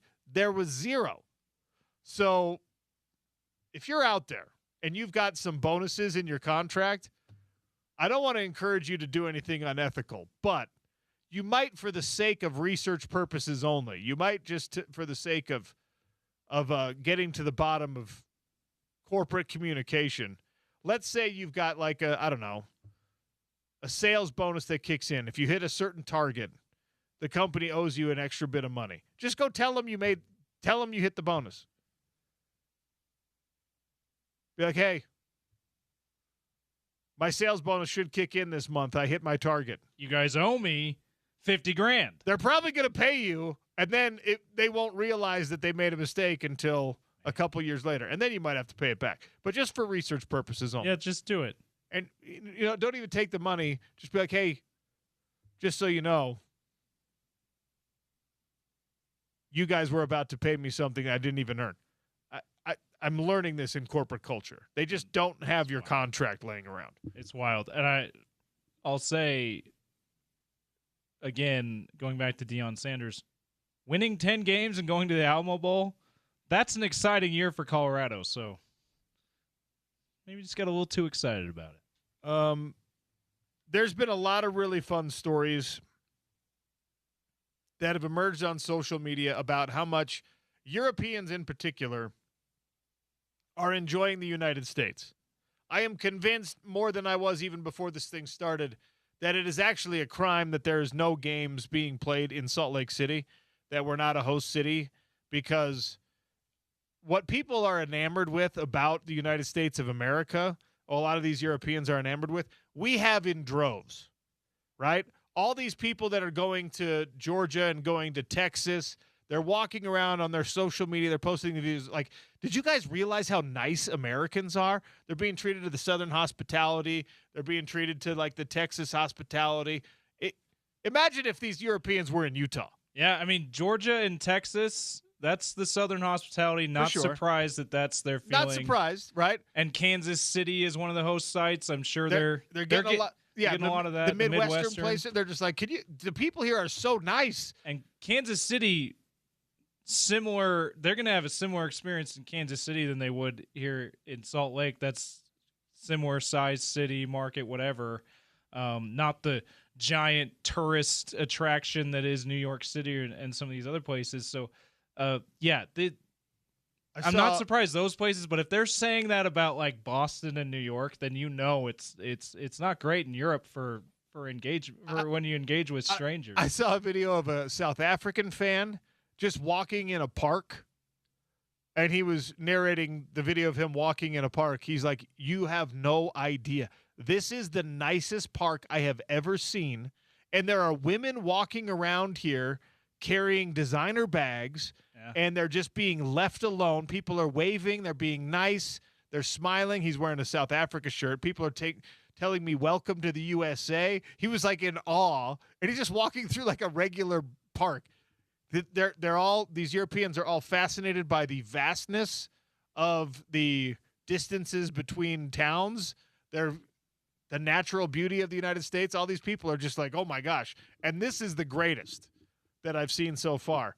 Ranch dressing, which is not easy to find in Europe, ranch dressing has got the European fans all up in a tizzy. Yeah, I can concur. Ranch and peanut butter, not in great supply in Europe. I once went. One of my good friends and his wife, both good friends of mine. I went to high school with both of them. Shout out to the Shreves. They were living in China. They were living in Shanghai. He was working for a firm over there when I was in San Francisco. And they were like, dude, come visit us in China. And I'm like, all right. And from San Francisco to Shanghai, that's like a $500 flight. That's like, how long is that? Is it It's like 16 hours or something. Okay, dumb. so it's a really long flight. It's a long flight. You got to connect. I had to connect through Pacific's Japan, I think. Giant ocean, yeah. Yeah, but I mean, so it's a long flight, but it was a very accessible thing from a cost standpoint. Yeah. And they're like, "Come visit us. You could stay with us." I'm like, "Okay, this is going to be the greatest thing So ever." you did it. So I'm like, "All right, do you guys want me to bring anything?" Because they've been living in Shanghai for 3 years, and They say peanut butter. they said, "Bring ranch dressing." They I was brought like, "Why don't you ranch. just go to Why don't you just go to the supermarket and get?" It's Shanghai. That's like one of the largest, most metropolitan cities on the planet. They're like, "You can't get it here." Yeah. I'm like, "Okay." So, and then they were having their second child, and they were like, "We need you to bring us this stroller." I'm like, "Okay, I'll bring a stroller," and it ended up being like bigger than my car. It was like the biggest pain to freaking lug through They, the like, airport for them. Reimbursed you when you Yeah, got yeah. They're like, but I carried it, I checked it in, and it was like an oversized bag. It's this Oh my massive gosh. stroller, but it was more than worth it. But so I'm like this weird American tourist who's bringing a gigantic baby stroller and like 2 of those humongous Costco-sized Hidden Valley ranches that I've, of course, because of the pressure changes in airplanes, I've like hyper wrapped them Yes. in duct tape and garbage bags and stuff like that so they don't destroy my clothes. But ranch dressing, apparently not easy to find in a lot of parts of the No. world. The Europeans are going crazy over it to the level that they're showing up to go back home because not everyone is staying for the whole World Cup, right? You fly over, you've been here for 5 days a week, whatever, and now it's time to go back to your real life. People are showing up at airports, international airports, with bottles of ranch dressing in their bags. And, of course, you can't go through TSA. Your carry-on bag, you can't have ranch. So guess what some Europeans have been doing? You know how if you have like half a bottle of water left when you're going through TSA, They're putting it in the water bottle. they're like, "Hey, you can't have that." So what do? You're standing in line. You're like, "Oh, yeah, sorry." So you chug your water. Europeans are chugging ranch at the airports because they don't want to waste the $6 they spent on the bottle of ranch. So they're chugging the ranch and making themselves sick, chugging ranch in TSA security lines. Do you know how amazing it would be to walk through like security at JFK, which is always just a zoo? It's always absolutely insane. And you're going into the TSA line, you're going in, and somebody is standing there where they have the little sink that you can dump out your water bottles.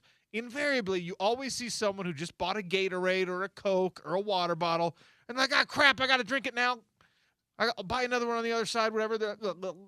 People are doing it with ranch dressing. That's unbelievable. They've had to put signs up. "Please don't chug your ranch dressing." Because they're throwing up. Because they're throwing up. They're getting sick. Yeah, that's incredible. I will say, going back to the peanut butter thing, the only thing I asked for as a missionary in Hungary in my care packages from home was either jar of peanut butter or Reese's. Interesting. Because they do not have either in Hungary. I think that's the way it is in most of Europe. so. I didn't serve an LDS mission. I lived in Zambia back in 2009, and peanut butter was everywhere. They had a ton of peanut butter. Yeah. They grow peanuts there. Yeah. They call them ground nuts, which is very odd. I'm like, "Oh, that's peanuts." They have Nutella Yeah. in Hungary, but it's not. I mean, Nutella's great, Nutella's awesome, but it's not a peanut substitute butter. for peanut No, butter. it's not. It's a different kind of butter there. What kind of peanut butter? And when you're asking for someone to like, I didn't say specifically because honestly, Okay. anything would have been awesome. Because I was Crunchy, smooth? deprived. Oh, crunchy or smooth. I prefer crunchy, but I like smooth. all too. right, yeah. Yeah. I didn't begrudge the smooth. I had companions who would just eat it. They would get it from home and then just eat the smooth peanut butter with a spoon. Like that's how much of a delicacy it was for us. And I'm just Reese's is my favorite candy. So I'm like, every time you send a package, please send me Reese's. All right, 877-353-0700. If you're traveling overseas, what is the delicacy that you want to bring back with you or that you can't get at home? That is apparently for the Europeans, it is ranch dressing. They come here, maybe they've never tried it. They're like, "Oh my gosh, I need this. I want this." And so they're smuggling ranch back. And chugging it at airports. Chugging it at airports, trying to figure out ways to get it into their shampoo bottles, all that kind of stuff. Maybe if you served a mission, the thing that you couldn't get from home that you were like, for James, it was peanut butter. Yeah. 877-353-0700. I've made the mistake a couple of times. I refuse to buy snacks at the airport, but I'm like everyone else. I like a good snack on an airplane, right? So I'll get beef jerky because that's a good airplane snack. It's about as healthy as you're going to get for snacks on an airplane for a big, long international flight. And there's a smell to it, but it's not the worst thing that someone can bring on a plane with it as far as smell goes. The worst thing is when people get those. Have you ever seen someone gets one of those pickles in a sleeve? Oh, yeah. They're having a pickle on an airplane. I haven't seen it on an airplane, but yeah, the pickles in a sleeve thing, yeah. But when you go, I'm always a bargain hunter, so I'm usually getting the big bulk bag of beef jerky. And then when you land places, it's kind of like the ranch dressing situation. You have to declare meat products. Yeah. So they'll take it out of your bag. They'll be like, "Oh yeah, you can't bring this beef jerky into Australia." You're like, "Come on, man. I just bought this for the flight. Beef jerky's not cheap. You're going to make me get rid of it?" You can eat it right now. Sorry, man. I can't bring it. You get some more here. Yeah, I don't want your kangaroo jerky. I want this beef jerky. I want my American beef jerky. That's a lie. I actually do want kangaroo jerky. Yeah, that sounds incredible. You like all the kinds of jerky. What's the South African one? Oh, baby. Biltong. Brought back Biltong. Biltong. Also and, very and good. And Druivors. Yeah. The little Biltong sausages. They're the best. Yeah, that's like their version of beef jerky over there. It was really good. You brought some back for me. It's better than ours. It's probably the only place that has better beef jerky than the United States. South Africa, and their biltong is the best. All right, got to take a break here. We'll come back with a PGA Tour leaderboard update from the U.S. Open at Shinnecock Hills. It's ESPN 700 and 92.1 FM.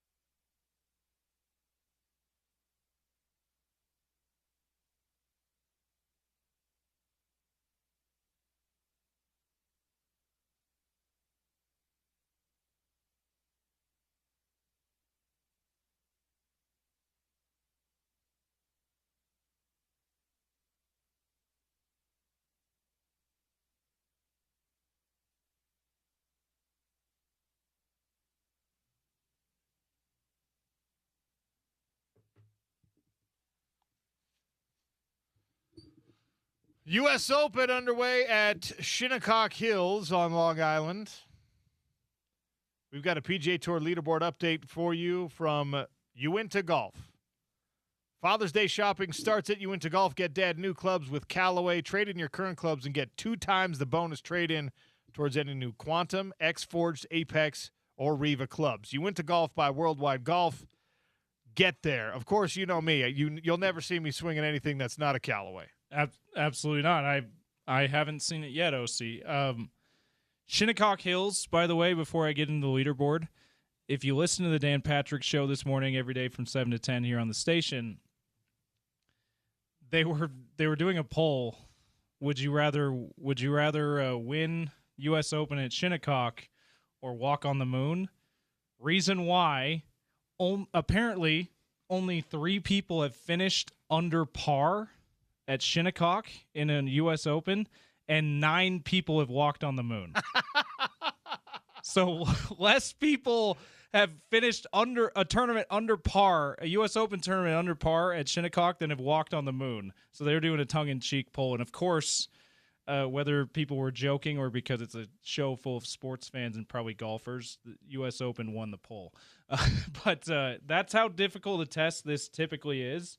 That being said, OC, there's a good number of people under par right now, so that list is probably going to go up if it continues like day hold one on. has. We're at day one. Hey, I'm just saying. We're at day one. I'm just James. saying. There's 6 golfers under par so far. Rory McIlroy is your leader at 3 under. Sam Stevens is second by himself at 2 under. He's finished for the day. Rory's got a couple holes left, and then I'm sorry. Sam Stevens is tied for second with Ben James. They're both at 2 under, 1 shot off the lead. Ben James has got a few holes left, so he's got a chance to improve his score. And then tied for 4th, you got Ludwig Oberg, Brian Harmon, Laurie Cantor at 1 under. Laurie Cantor went under par in his first hole, so there you go. He's gonna go 18 under here today. They're at 1 under par, couple shots off the lead. A bunch of guys at even, including Tommy Fleetwood, U.S. Ryder Cup captain Keegan Bradley, Alex Fitzpatrick, and a bunch of others. Tony Finau not in the field. I guess he didn't qualify for the U.S. Open, like he hasn't qualified for other majors this year. But that's your PGA Tour leaderboard update, brought to you by Uinta Golf. OC 6. There could be 6 new people. There could be not as many people finishing under par at Shinnecock as have walked on the moon if this score holds up. Okay, it really is an insane stat. It is the most difficult U.S. Open course. There is the record forever at a U.S. Open at Shinnecock Hills, 4 under par. The best round that's ever, or the best tournament that's ever been played in the U.S. Open there.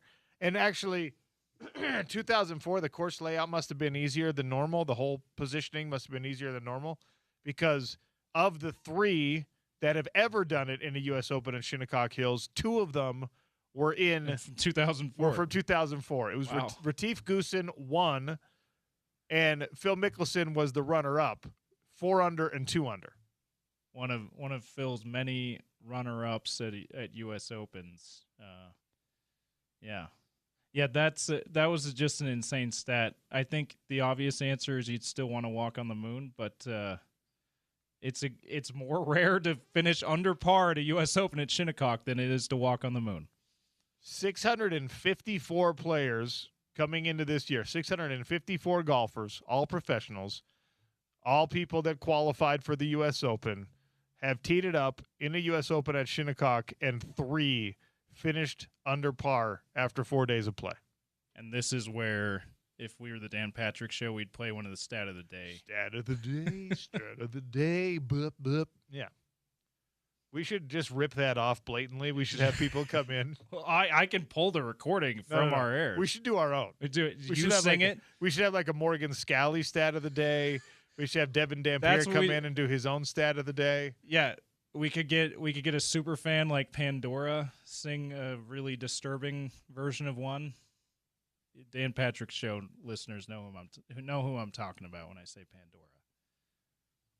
You're referring to the planet from the Avatars? Oh yeah. Okay. And they have a Na'vi tribe member sing it. Yeah.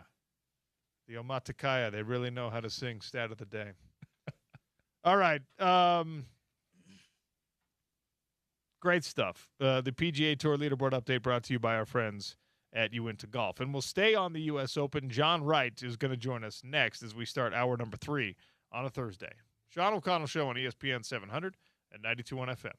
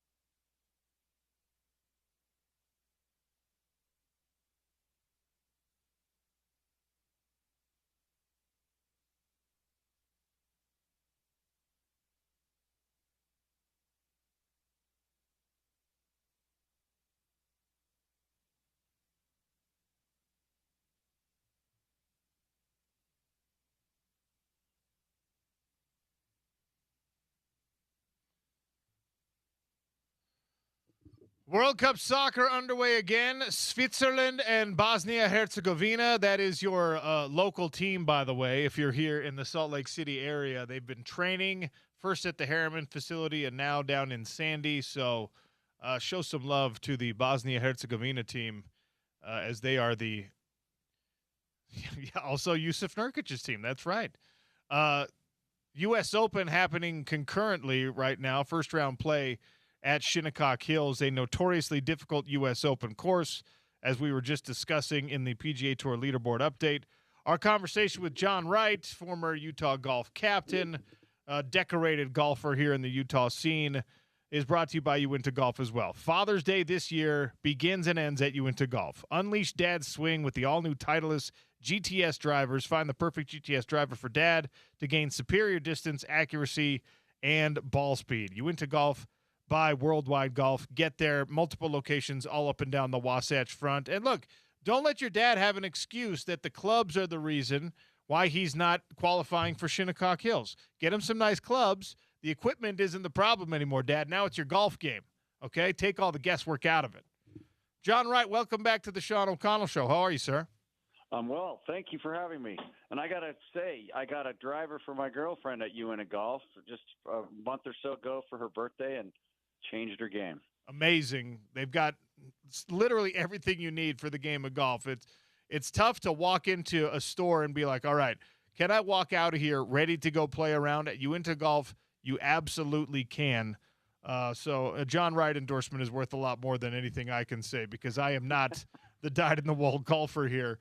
And even with my uneducated eye, I can see that this Shinnecock Hills course is tearing up the field right now. And, of course, that's what it's known for in the U.S. Open. What are you seeing in first-round play, John? Well, I'm seeing exactly what I expected, which is just a very difficult golf course. I had one of my most fun days in golf. We got to play the National Golf Links, which is across the street from Shinnecock in the morning, and then we played Shinnecock in the afternoon. And it was a regular Tuesday, just a regular run-of-the-mill day at Shinnecock Hills, and I think I was even a professional golfer at the time, and I really hit the ball well, and I think I shot 75, and it wasn't a U.S. Open setup. So I'm not sure how much harder they can make it, but then once you tune into the U.S. Open, you can see it. And they've had all kinds of weather today. Lots of wind. They had a 2-hour fog delay this morning. And so it is testing every part of everybody's game. You're just for instance, Brooks Koepka, he had kind of slapped it around. He was 1 over par. He got 1 hole to go and missed the fairway by less than a foot. Double bogey. Now he's 3 over par, and his lunch is not tasting very good right now. So it's not every course you play on the tour that it beats you up like this. Do the guys in the field, do they typically relish these challenges? Everyone is obviously playing the same course, so it's gonna be difficult for everyone. Is this something that the guys are like, yeah, I'm excited to go tackle this because, I mean, it's windy. You talk about the weather and you talk about the course layout. You know it's not going to be like a good day of golf for you necessarily compared to some of the scores these guys are used to putting up, but do they relish it? Well, there's a saying in professional golf, there's horses for courses, and some people love this type of golf and other players don't. Like I never liked playing a tournament where the winning score was going to be 22 under par. I just don't make that many birdies. But I love a golf course where a par is a good score, and that's always been the philosophy of the United States Golf Association when they set the courses up for the US Open. They want you to be right around par. And I was just talking to your producer. There's a great stat. They've had 4 U.S. Opens at Shinnecock, and only 3 people have ever finished the tournament under par. And 2 were in the same year. Yeah, and I believe they were 2 under and 1 under. It's not like they went to 11 or 12. I mean, it's like I said, I played there many years ago. I hit a great drive on the first hole, and I hit a perfect little sand wedge, and it took 4 bounces before it started to spin and barely held on to the green. And I'm like, wow. And then you mix in U.S. Open setup and U.S. Open pressure, and you're seeing exactly what we expected to see. And Rory McIlroy is having a great round. He just bogeyed his 17th hole, but he's still 2 under par. And then the beauty of the U.S. Open, too, Sean, is anyone can qualify. If you have a handicap low enough, you can enter the local qualifier. You get through that, and then you can go to the sectionals and you have a couple of good rounds, and you're playing the U.S. Open right alongside the professionals. And there's a couple of qualifiers in there. They are professional golfers, but they had to go through the qualifying to get in, and here they are near the top of the leaderboard. So I always love the U.S. Open for that aspect of it, too, because the Masters is invitation only. The criteria for qualifying are very strict. But the U.S. Open, it's like, hey, if you're good enough and you shoot the scores, yeah, let's go to Shinnecock and see what you have. So really lots of fun. And I think the regular everyday golfer, which I am one now, I like to watch them struggle a little bit. I don't it's not as fun for me when I watch a guy shoot 62 and 64. I love it when a guy is really grinding and getting up and down and making par putts and figures out a way to shoot 2 or 3 under par, and that's what they're doing this week. So right now, 7 guys under par at the moment, and obviously you got 3 more days of this, so everything I think will regress back to the mean, and Shinnecock will probably have similar results to what it has every single year. Whose game? I mean, we see the leaderboard right now. Whose game is best fit for this course and maybe even these conditions? Well, I mean, it's easy to say Rory because he's tied for the lead, but it is Rory and those types because Shinnecock, the one thing it's a bit generous for is the driving areas are generous, and that's unusual for a U.S. Open setup. Normally, the driving areas are quite narrow. You hit it in the rough, and you really have to just hack it back to the fairway and see if you can get up and down for par. The Shinnecock has some really deep fescue if you miss the fairways, but the fairways are pretty generous. So the guys who like to bomb and gouge it, like Bryson DeChambeau and those types who need a little bit more wide driving area, they're going to have a little bit better time with a U.S. Open setup like this. And he hasn't even teed off yet. We mentioned Bryson. We're delayed for 2 hours thanks to the fog. So I'll be interested to see. I think the morning wave, they're just finishing their rounds right now. I think they probably got the worst of the weather because the fog and the cold and the wind, that's no fun. And I think the afternoon, it's starting to get a little bit sunny, a little warmer. The wind is still up, but it's a little more doable. But while I'm sitting at my desk, not completing a bunch of work, I'm watching the U.S. Open. So if you're calling me about your real estate, I'll get back to you. Hey, let the man live, all of you real estate clients, okay? John Wright is our guest here on the Sean O'Connell Show, talking U.S. Open at Shinnecock Hills. We've seen some impressive putts made already. What are these greens playing like from what you could see? Oh, they are some of the trickiest, most diabolical greens I've ever played on. I do remember on the 18th hole, I hit a really good shot, and I was about 15 feet above the hole, and I literally tapped it, and it barely missed the hole and went 15 feet by, and I was just like, wow. And I've seen on some of the coverage today as well where I believe it was J.J. Spawn. He hit his ball onto the green, and it was right at the top of a knoll, and they're like, oh, I can't believe it stayed there. Well, they cut to another couple players, and they come back, and J.J.'s hitting it out of the bunker because the wind just tipped it a little bit down one of the slopes and into the sand. So the greens are very difficult, and you mix in wind and some rain and a little bit of cold, and they makes it even harder. And honestly, those are the big numbers that I've seen where a guy will get it on the green. He's out of position, but he's on the green 20 feet putting for par. You think, okay, he might make par, but worse, he's going to make bogey. No, next thing you know, he 3-putts for a double and plummets down the leaderboard. And we're going to see that constantly. And I think I looked at the weather. I think as the weather gets hotter and the course dries out, it makes it even more difficult. But we do have to give credit to the United States Golf Association. They knew this weather was coming, and the greens aren't nearly as fast as they normally are because with this wind, the ball wouldn't even stay on them. Well, that was going to be my next question. This wind, I mean, how do you play if it's already a tough course layout? How do you play in this wind on top of that? Well, I think it's for the mentally extremely strong. You have to realize how tough it is and not get frustrated. The minute you let this get you frustrated and you start to press things and try to get it all back on one hole, that's when it gets away from you, and it's very difficult. And that's where a good caddy comes in as well. Where, I mean, you're looking at Scotty Scheffler was all the way up to 3 over par. It's so easy for a lesser player to just say, you know what, this is too hard, and then you just kind of give up. You don't quit, but you don't give it your best anymore. You're kind of frustrated. And next thing you know, you turn a 3 over par into an 8 over par, and you miss a cut. So it's a real mental grind. These guys, when they finish their round, they're going to be physically tired, but mentally it's exhausting. When you're battling, everyone's battling kind of just to be at par. Right. Is a bogey more daunting, or is it like, all right, well, everyone's making these mistakes today. I can get back to the field. How do you process that when you're on a course like this? Well, honestly, that is the key, Sean. It's when you get yourself out of position, you're no longer on an easier golf course. You hit a poor drive, you're still thinking birdie.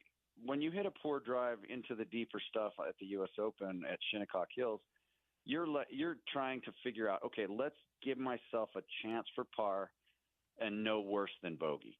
And some bogeys are very acceptable. When you're out of position at the U.S. Open, and there's plenty of times when you are, and you're happy with the bogey, and you'd gladly go to the next hole with that bogey because you can make that up with one good shot on the next hole, and you're right back to even par. It's the doubles and triples that they'll kill you. And so that's another part of the mindset that I'm talking about, is where you have to change your expectations, and you really have to be okay with, hey, look, a bogey's fine here. Let's get out of here, no worse than that, and go to the next hole. And it's very difficult to do, especially for these guys, because they're used to, they can hit any shot any time, and they're always thinking birdie. Is this a place, because of how notorious it is this a place that guys will, on a free weekend or in the off season, be like, let me go get some reps in at Shinnecock? If they know that there's, a U.S. Open date coming up, have these guys put in extra rounds at Shinnecock in preparation for this weekend? Well, I think so, especially the guys with private planes, because it's all the way at the tip of Long Island and East Hampton, so it's not easy to get there. In fact, I think the traffic out there is a joke. So most of the fans are coming off the train. But no, we had the U.S. Open here, I believe it was 2018. So a lot of the guys in the field have played it before. Brooks Koepka was the winner then. I'm a little surprised at how well Rory's playing. He missed the cut in 2018. So it's not the easiest course to get to, but it's such an iconic golf course that it'd be one that if you were in the New York area, you'd probably go and play that one in National just because it's such a great golf course. And these guys, they have their schedules set. They know what they're doing. When they get close to a U.S. Open venue 2 or 3 weeks ago, they'll grab their plane and run up there and play it all day once, and then go back to their regular tour schedule. So the good players have definitely scouted it out.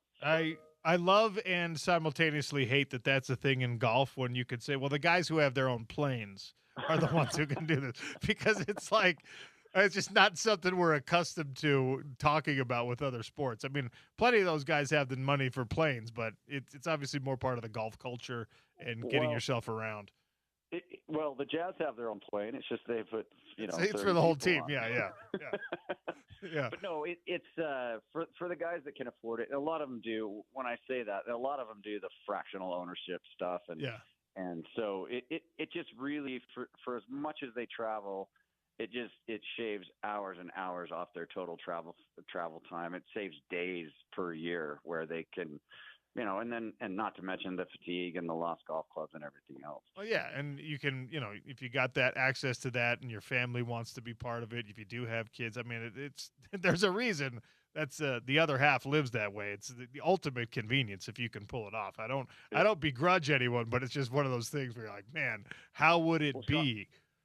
I found the best way to fly private is with someone else's plane, because that way you never see those bills. So yeah. I've been lucky enough to be on private aircraft, and I have no idea what the jet fuel costs or anything else, and that's the way I need it because I can't afford it. It's summertime, right? It's like the boat thing. The best boat is somebody else's boat. It's the best. Right. You don't want to have absolutely true. You don't have to deal with it. Although the official stance of the Sean O'Connell Show is, go ahead and use other people's boats. Bring gas money, okay? Don't put that on the boat owner. Always chip in, all right? That if you're a listener to this show, chip in. Or at least offer. Yeah, at least offer. Maybe not with the jet fuel. I imagine that's a little bit more daunting of a chip in, but with the boats, you can at least do that. Totally. Hey, by the way, Zach Blair, our local favorite, who Zach is not having a good year on the PGA Tour. He's had a bad couple of years. He's battled some injuries, but just like anyone else, Zach Blair went to the qualifying, went through and shot a couple of good scores, and actually won his qualifying site. And he has birdied his first hole. And when you birdie the first hole, you jump to tied for fourth on the leaderboard at 1 under par. So it'll be fun to watch him. see how he does. Like Tony Finau, our other local favorite on the PGA Tour, he was at the same qualifying site as Zach, and he was right there close, and he made a couple of late bogeys and did not qualify. So I think Zach Blair is the one to watch if you want to pull for a Utah. I like Even that. though he did go to BYU, we got to let it go. It's all right. It's all right. Once they become pros, you just go for whoever's from the area. I agree with that. Scotty Scheffler came in as the tournament favorite for the 15th straight major. And, I don't know if the people out there listening, if you're big-time sports bettors or not, but the action was on him early, and now people are seeing the round begin, and so now they're fading Scotty Scheffler and feeling like it's not going to translate for him. With this course and with his skill, can he play himself back to the top of the field?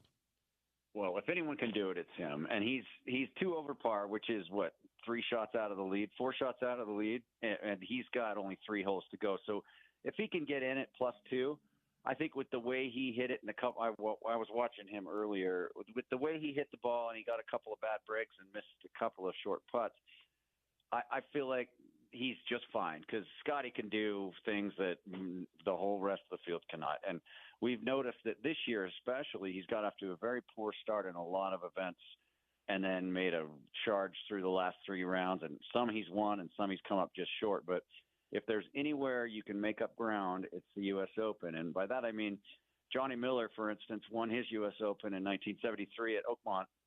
He shot 63 in the final round, which was a record by far at Oakmont or ever in a U.S. Open. And he was done with his round almost 2 hours before the leaders, and he shot all the way up the leaderboard and won. He didn't even get to a playoff. He just won it outright. So if you get one of those days where Shinnecock, doesn't matter how hard it is, if you're just completely in control of your golf ball and you get that putter rolling, you can go from tie for 47th into first, and it can happen really fast because you don't have to shoot 10 under. You shoot 4 under and you leapfrog about half the field.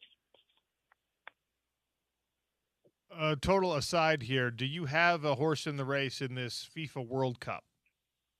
Oh, I always liked Spain. We have a couple of Spanish golfers on the University of Utah golf team that I'm still involved with, and so I pull for Spain. All right. I think they're the favorite, even though that tie they had the other day was a bit unsettling. Just only the first game of the tournament. I think they're going to be all right. There's a reason why they're favored. So, and their best player didn't come on until after the half. So I think they were. That's true. Yeah. And the obvious one is the United States, and I never really give them much of a chance to do. I hope they get out of group stage, and I hope they win a game or two in the knockout stage. But after watching that Paraguay game, I'm like, wait a minute. Yeah, maybe. Maybe they're sucking me in and making me believe that they are good enough to maybe go all the way. Who knows? You know what? I'm ready to be hurt. I'm ready to have my heart broken, John. If, I'm going to jump all the way on this bandwagon and have them exit in some tragic fashion, but it's better to have loved and lost. You're a Ute. We've been sucked into this before where you're like, oh, my God, we're going to do it. And then they break your heart. Yeah. 1998 comes to mind for the basketball team. Yeah, we'll do it all together. John, enjoy the rest of this tournament. Appreciate you jumping on today. Thank you. No problem. I got to go practice, Sean. I am actually playing across the pond myself here next month in the British Senior Amateur. So hello. Where's that at? I'll give you some reports from Oxfordshire, England next month. That's awesome. Love it. I'm going to be in London next month for Wimbledon. So look at us. We're 2 sophisticated individuals. Well, it's my first trip across the pond, so I'm a little nervous about it. That they play a totally different kind of golf over there, so hopefully I'll be able to figure it out. Are you going private so you don't lose your clubs? Be honest. Yeah. You know what? I've been all over every discount airline ever because when I first got into the tournament, I started looking at flights, and I'm like, you've got to be kidding me. Yeah. I can't afford that. The gas prices, fuel prices are outrageous right now. It's tough if you're in the flight buying world at this moment. Yeah, so I'll be an economy plus if I'm lucky. That's John Wright, golf insider, former University of Utah golf captain, decorated Utah golfer. Thank you, John. You're welcome. Thank you, Sean. Brought to you by Uinta Golf. Father's Day deals going on all up and down the Wasatch Front at all, you went to golf locations. You went to golf by Worldwide Golf. And, okay, now we've got, gosh, must be an easy year at Shinnecock. You've got 3 guys that are 2 under, McIlroy, Stevens, and James. And then you've got, how many is that? 6 guys at 1 under, including Zach Blair? That's 7. 7? There's 10 guys under par right now. All right. But two of them they're just through their first hole, including our local guy Zach Blair. Putnam is also there, so it's early for Shinnecock to maybe ruin their rounds. But Shinnecock Hills. By the way, it looks pretty miserable. A wind is one of my least favorite of all weathers. It's very windy, visibly windy out there at the tip of Long Island. Everyone's favorite YouTube golfer, Bryson DeChambeau, warming up. Is that a shot at him for being a live golfer? Well, live is probably going the way of the dinosaur. We'll see. We'll see. Scott O'Neill might resurrect the thing here, but it's probably going the way of the dinosaur. And right now, Bryson DeChambeau's his reported alternative is I'll keep golfing on YouTube, stay sharp on YouTube. So, which, by the way, for someone who's a little more charismatic, I think would be kind of an awesome thing to have, like, a elite level golfer break away and just kind of like Happy Gilmore this thing, right? A grassroots YouTube golf channel, show up at random people's rounds, invite some amateur to come and hop on his private jet and, take him to a course like this one and just be like, oh, let's see if we can hit under par. Like a little guerrilla golf marketing, I think would be fine. Bryson DeChambeau is like a saltine cracker, though. You got to have some personality, I think, to pull that off. Yeah. Speaking of gorilla, kind of built like the gorilla too. He is for a golfer. He is a physical presence on the golf course. All right, a little World Cup talk coming next. Cristiano Ronaldo. Is it time to bench the all-time goal scorer in international competition? Sean O'Connell Show on ESPN 700 and 92 on FM.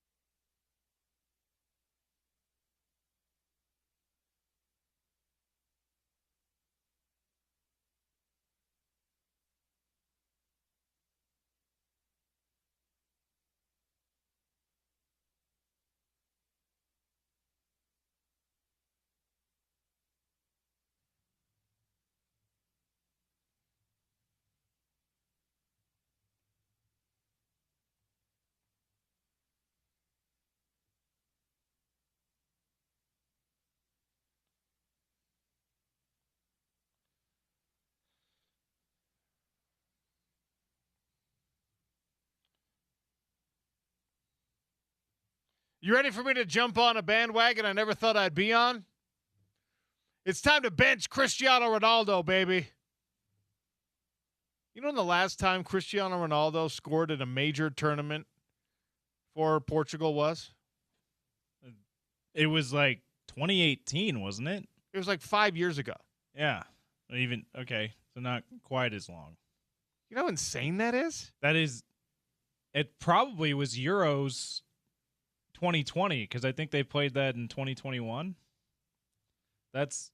Yeah. He is 41 years old.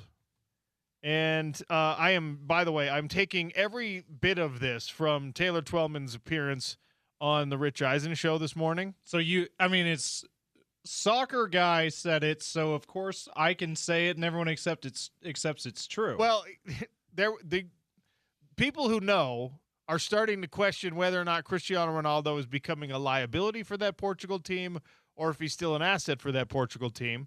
And that was the crux of a good portion of the conversation this morning on the Rich Eisen show, because he's 41 and the pace is different. He's not as fast as he used to be. He doesn't have the fluidity of the 24-year-olds around him in his game. And the other thing here is that Cristiano Ronaldo is incapable of letting a cross go past him to get to the open guy behind him. He can't do it. That's my ball. It's his ball. And of course it's your ball. He's been the leading goal scorer in international soccer for his entire career. He's 143 goals in international competition. He is the guy. He's a megastar. That is also like you always hear when you watch an NBA game or a college basketball game, making the extra pass. So you have an open three. You might have a pretty open three from the wing, but the guy closest to you, teammate closest to you, is wide open from the corner three, which is closer and a lot better shot. That's like Steph Curry, which he makes that extra pass quite a bit, right? Him going, nope, never make the extra pass because I'm Steph Curry. I make every three I take. It's like not even Steph Curry makes every three he takes. Maybe pass it to the open guy. Seems like Cristiano Ronaldo doesn't quite think that way in soccer terms. I mean, I'm a big body language guy when it comes to sports, and World Cup soccer is the worst place for body language because everyone looks like they're dead when someone steps on their foot.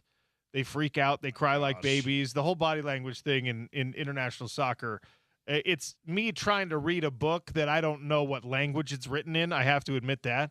But Cristiano Ronaldo's body language and facial expressions are the kind of thing that you want to punch him in the face if you're a teammate.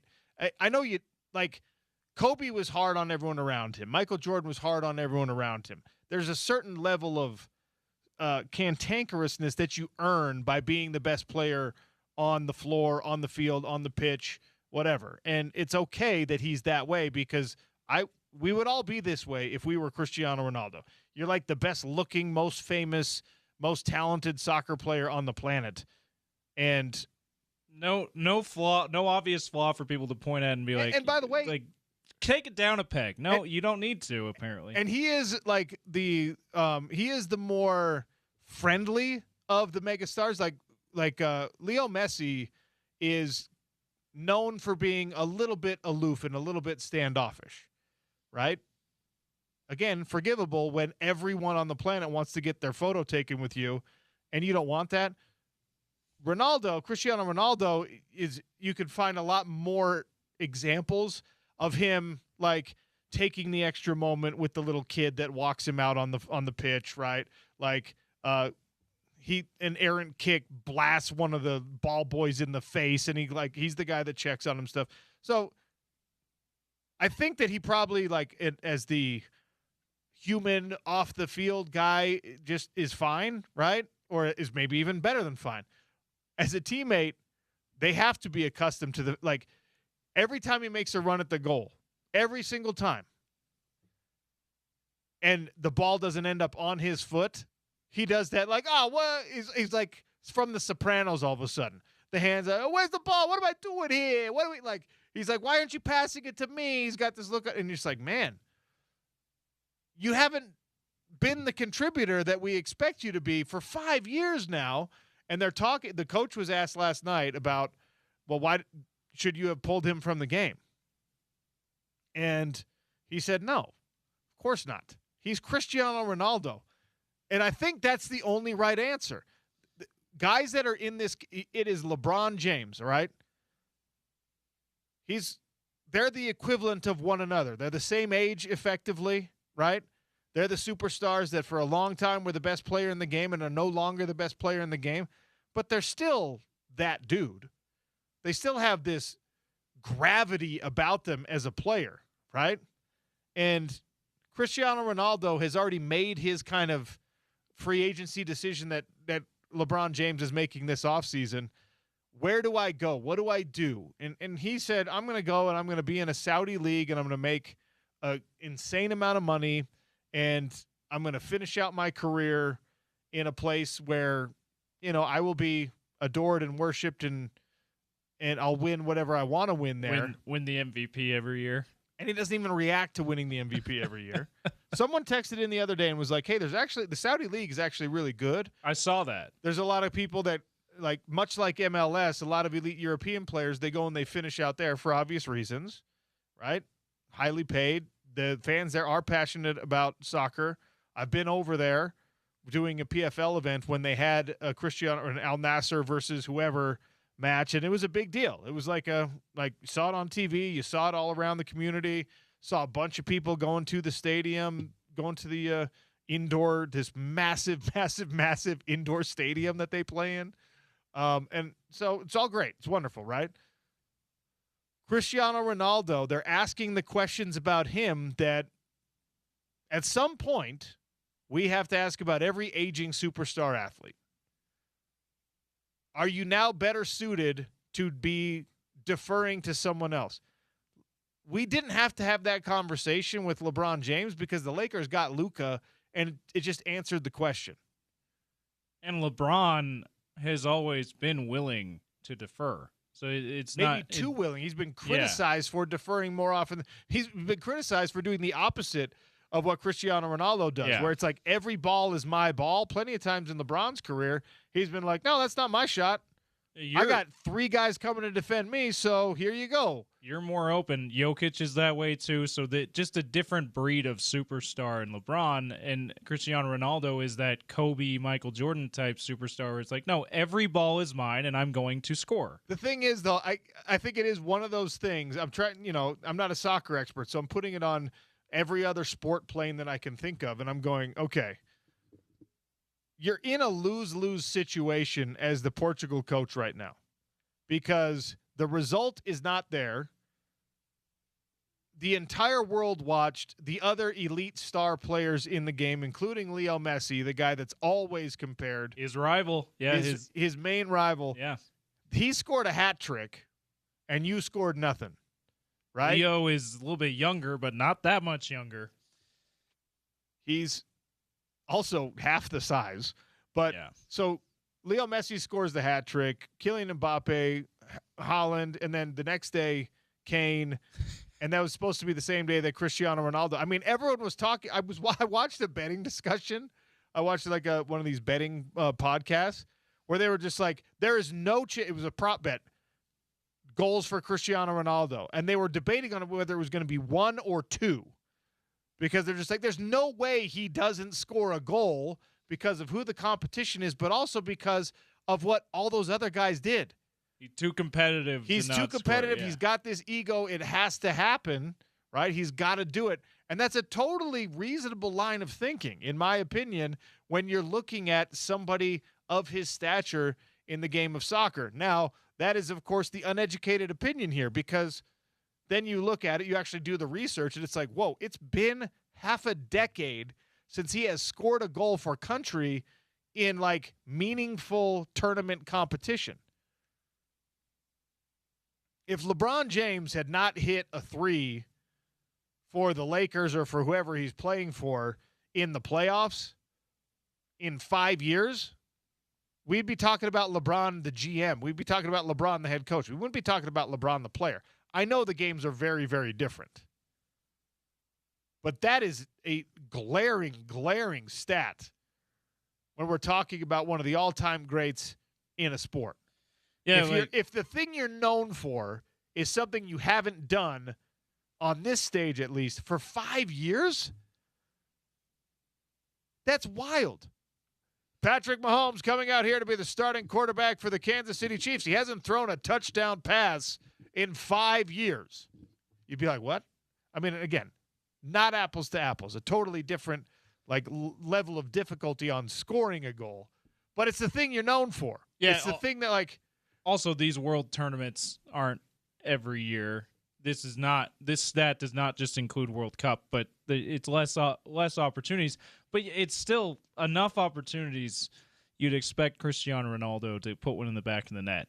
He is probably the LeBron of NBA, in that a lot of people say LeBron is the second greatest player of all time. Jordan's the greatest. There's plenty that say the other way around, but I think that's what washes out mostly.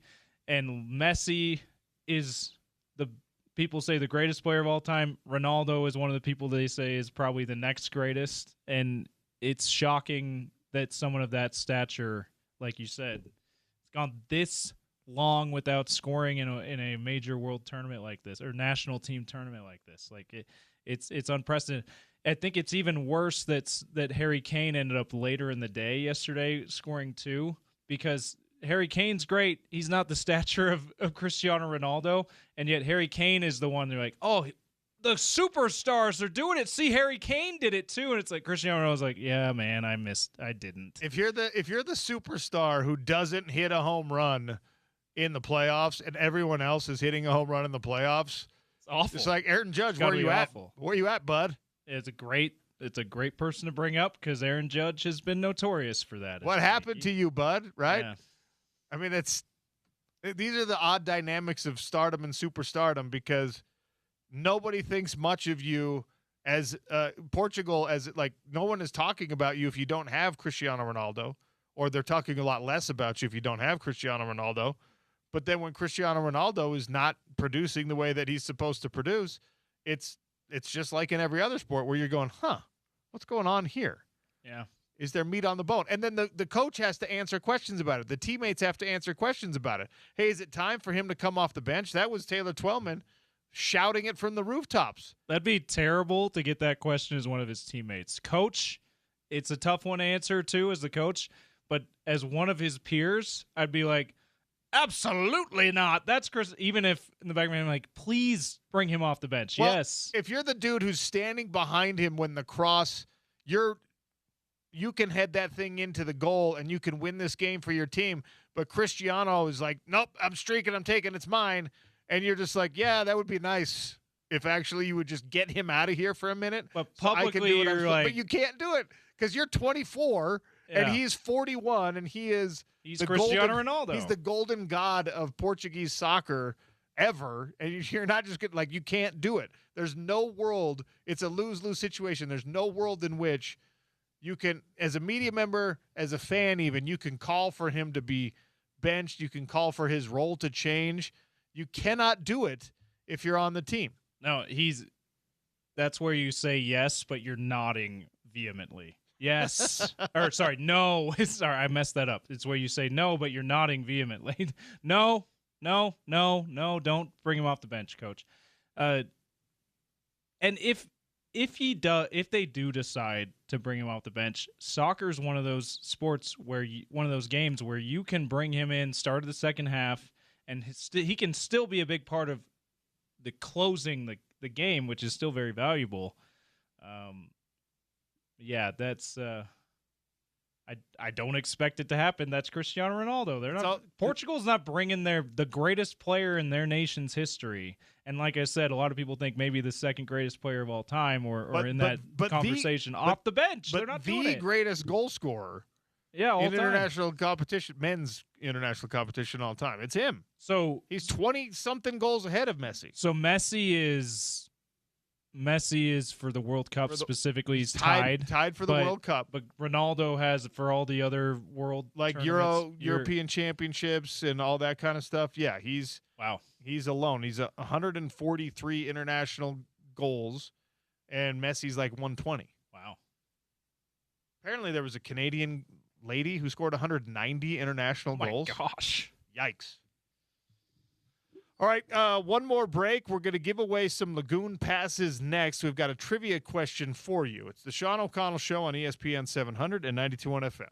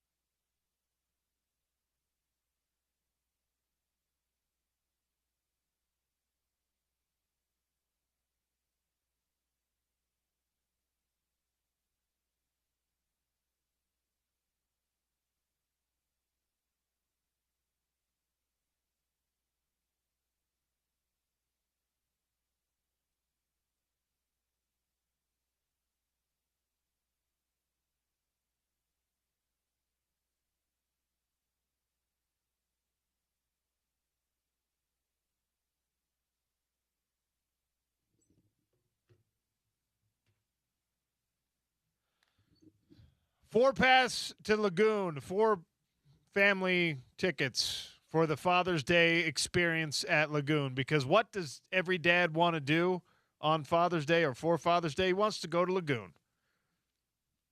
Tear it up at Laguna Beach. Get on the old Colossus or the new Nutcracker. 877-353-0700. If you know the answer to this question, U.S. Open being played at Shinnecock Hills. How many times in Shinnecock Hills U.S. Open history has someone finished under par? 877-353-0700. 650-odd golfers have teed off at Shinnecock Hills in a U.S. Open. How many have finished under par in the history of the course? 877-353-0700.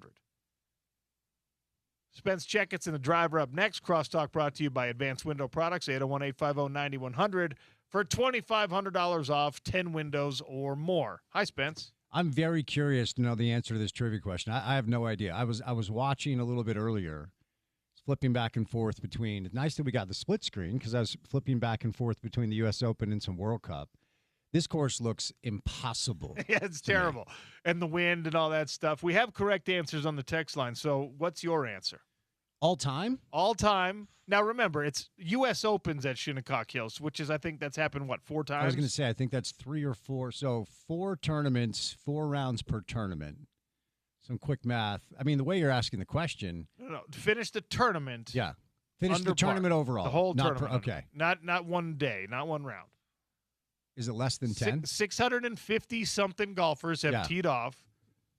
How many have finished under par? Is it less than 10? Yes. Oh, my gosh. That sucks. It's crazy. 5. It's 3. That's stupid.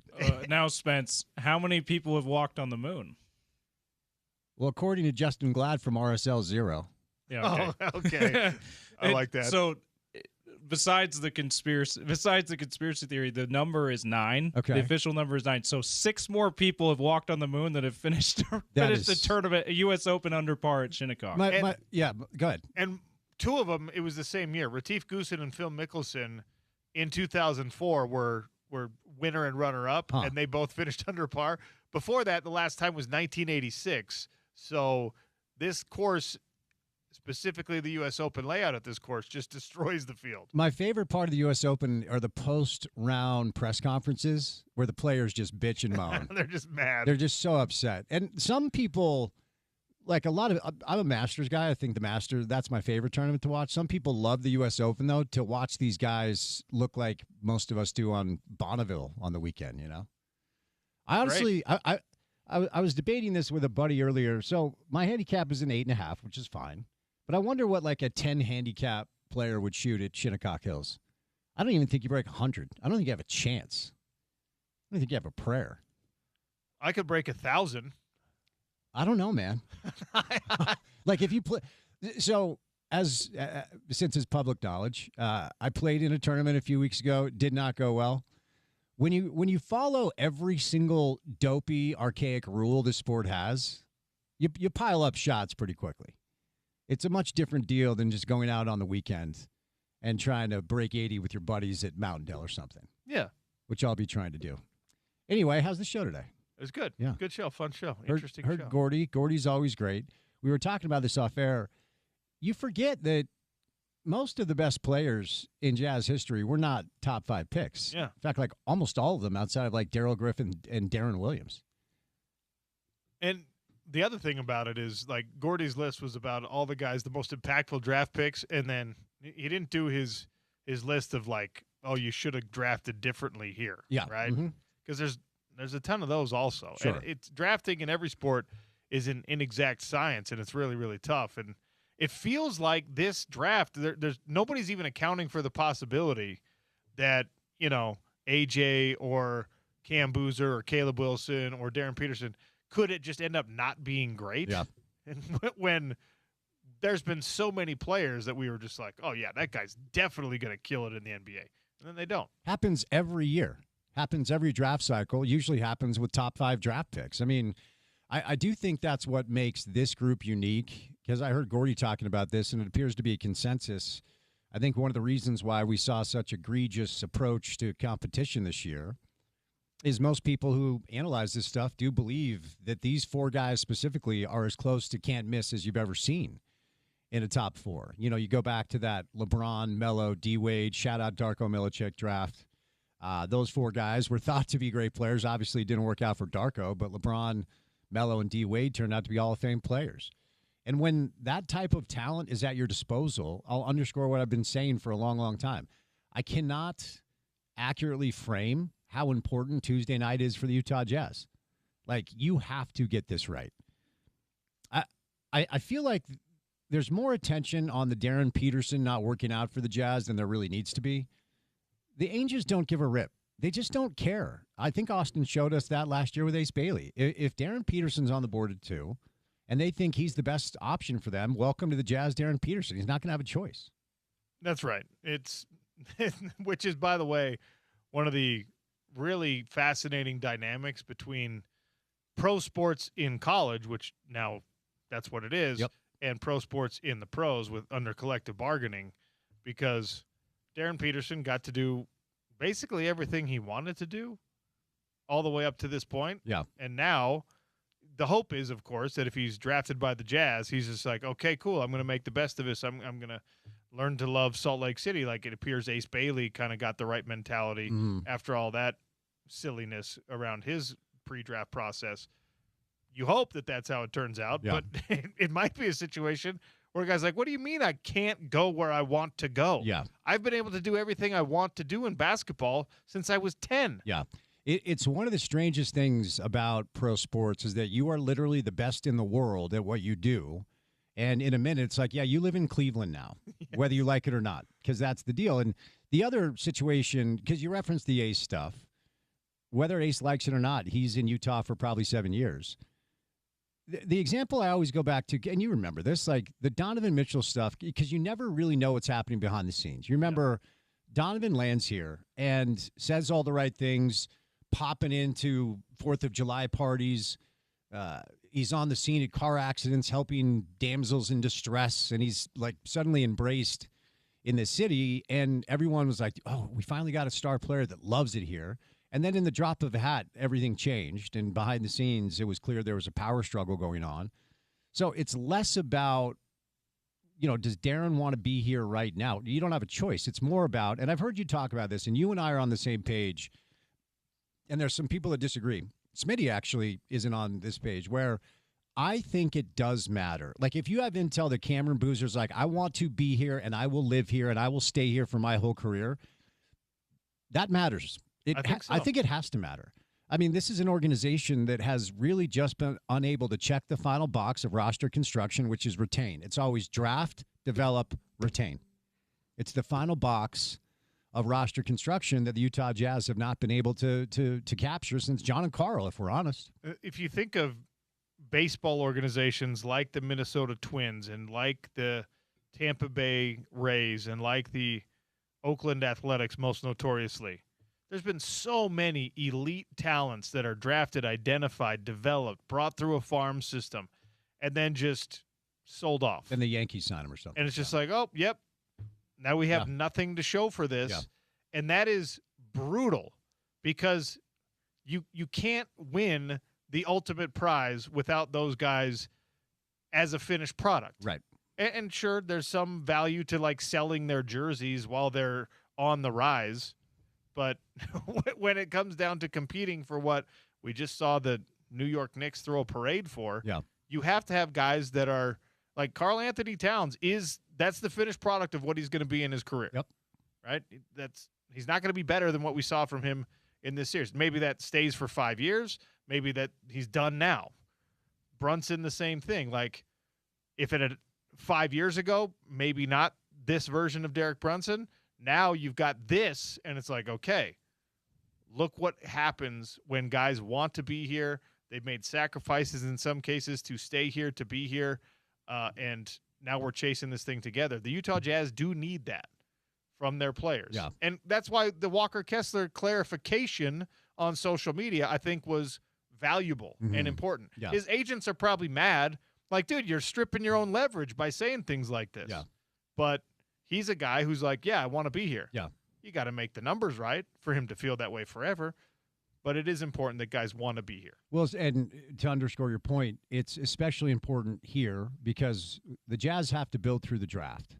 And there's their abilities to make trades, to add veteran players to expedite the growth. That's what Dennis Lindsey did with Mike Conley. But if Mike Conley was here as a 27-year-old instead of a 34, 35, even though he made an all-star team and played really well, and everyone loves Mike, the best teams in Jazz history have been Jazz draft picks that have stuck around. I mean, John and Carl didn't make the finals until they were in their mid-30s, and they stayed here. And the Jazz just will never have the ability. I'll give you an example. Like when Dennis Lindsey signed Joe Johnson, it actually worked out pretty well. But Joe Johnson was a shell of his former self. Like if you sign Joe Johnson as a free agent at 28, not 35, it's different than a guy that, and again, Joe played well and they made the playoffs and he actually hit a game-winning basket against the Clippers. But Joe Johnson came to Utah because the Jazz were willing to pay him a little bit more money at the age of 34 than anyone else was willing to pay him. It's like Lionel Messi coming to MLS in his 30s. Very cool. And he's still awesome. But like Lionel Messi at 25 is different than he is at 38. Yeah. So it is going to come down to identifying a young player who's not just good, but you think is going to ride with you for a decade. Austin Aines said this on lottery night. He said, we want to find someone who's going to be with us for a decade. He said it himself. So what does that mean concerning the Darren Peterson stuff? Only they know. Also, right? What does it mean with the A.J. DeBonsa stuff? Yeah. Because A.J. DeBonsa, like he has clarified that home for him is Boston. Mm-hmm. Gilbert Arenas is just like, yeah, Utah's home for you. He's like, no, Boston is home for me. Yeah. That was the first time I heard anything from anyone that was just like, wait, you're not a guy who wants to own a bunch of swig franchises when he's retired and A.J. DeBonsa Toyota down in Sandy? You don't want that? Yeah. Like, I mean, you got to ask that question about everyone. So, Well, not in Sandy. You got to watch out for the gang activity these days. I just learned that. Such a weird thing. Yeah, I mean, with the AJ stuff, at the very least, he has Utah experience. His parents are living here. He knows Ryan, and he's at like almost every Jazz home game. You see AJ DeBonsa at a ton of Jazz home games. So the familiarity with the market is important. It does have to matter. But if there's intel behind the scenes that Darren Peterson is potentially a guy that is going to get loose from you, and Cameron Boozer is giving you the indication that he is fine living here for 10 years, then maybe that's the play. I don't know. If you're a Walker Kessler level player, right, you get to play anywhere. What NBA city do you want to be in? You've been to most NBA cities. Yeah. You know about the kind of culture and the reputation of most of these front offices. And the Utah Jazz, I think, have an advantage there, and we love this place. Yeah. It's not universal for everyone, but, like, we're not talking about first-ballot Hall of Fame player. We're not talking about multiple-time All-Star player. We're talking about solid contributor, maybe somebody who ends up as an All-Star as some kind of defensive specialist. I think Walker could be that.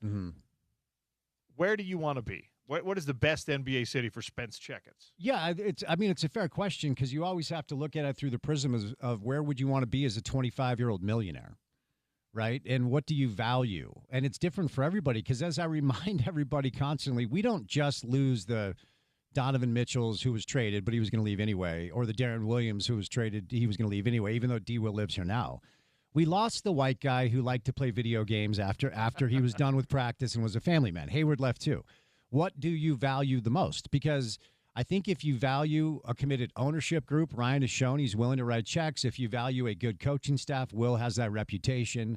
The front office has pedigree of being a championship front office. I think there's a lot to like about what the Jazz are doing, and the quality of life here is great. So as far as an NBA city, I mean, look, it's hard to beat South Beach. It's hard to beat Southern California. The weather, the scenery, all that stuff. But it comes down to what you value. But the other thing with the Walker dynamic is for years people have talked about he hates losing so much that he's not enjoying what the Jazz have been doing. So if you really value winning, this is a massive year for the Jazz to show Walker, like, yes, you can play for us when we're actually trying to win and we have growth in the right direction. You could do a lot worse than Salt Lake, that in my opinion. Now, again, as a 25-year-old single millionaire. I don't know Walker's deal. Isn't he dating like Miss USA or something? Yeah, his Miss Universe or Miss USA or something. Yeah. So maybe Walker's not the type that just wants to be out on the town all the time. But it's also a different world these days where back in the day, if you were drafted by the Jazz, like Carl lived here, John lived here, Mark Eaton lived here. All these players moved here, lived here, bought homes here. And yes, in the offseason, John would famously pack up his van and drive to Spokane. But I don't know how many of the current Jazz players actually have roots here. Most of these guys have homes. The money's so big now, you can have homes wherever you want. So if you don't want to live in Utah, you spend the season here and then you bounce. And you live in Southern California, wherever you want. It's a different world. Miss America. I want to make sure we don't upset Yes. any of the pageant crowd. Indeed. We're big supporters of the pageant people. I wouldn't go that far. However, Fair enough. stay tuned for The Drive with Spence Checketts. We'll do the Sean O'Connell Show again tomorrow.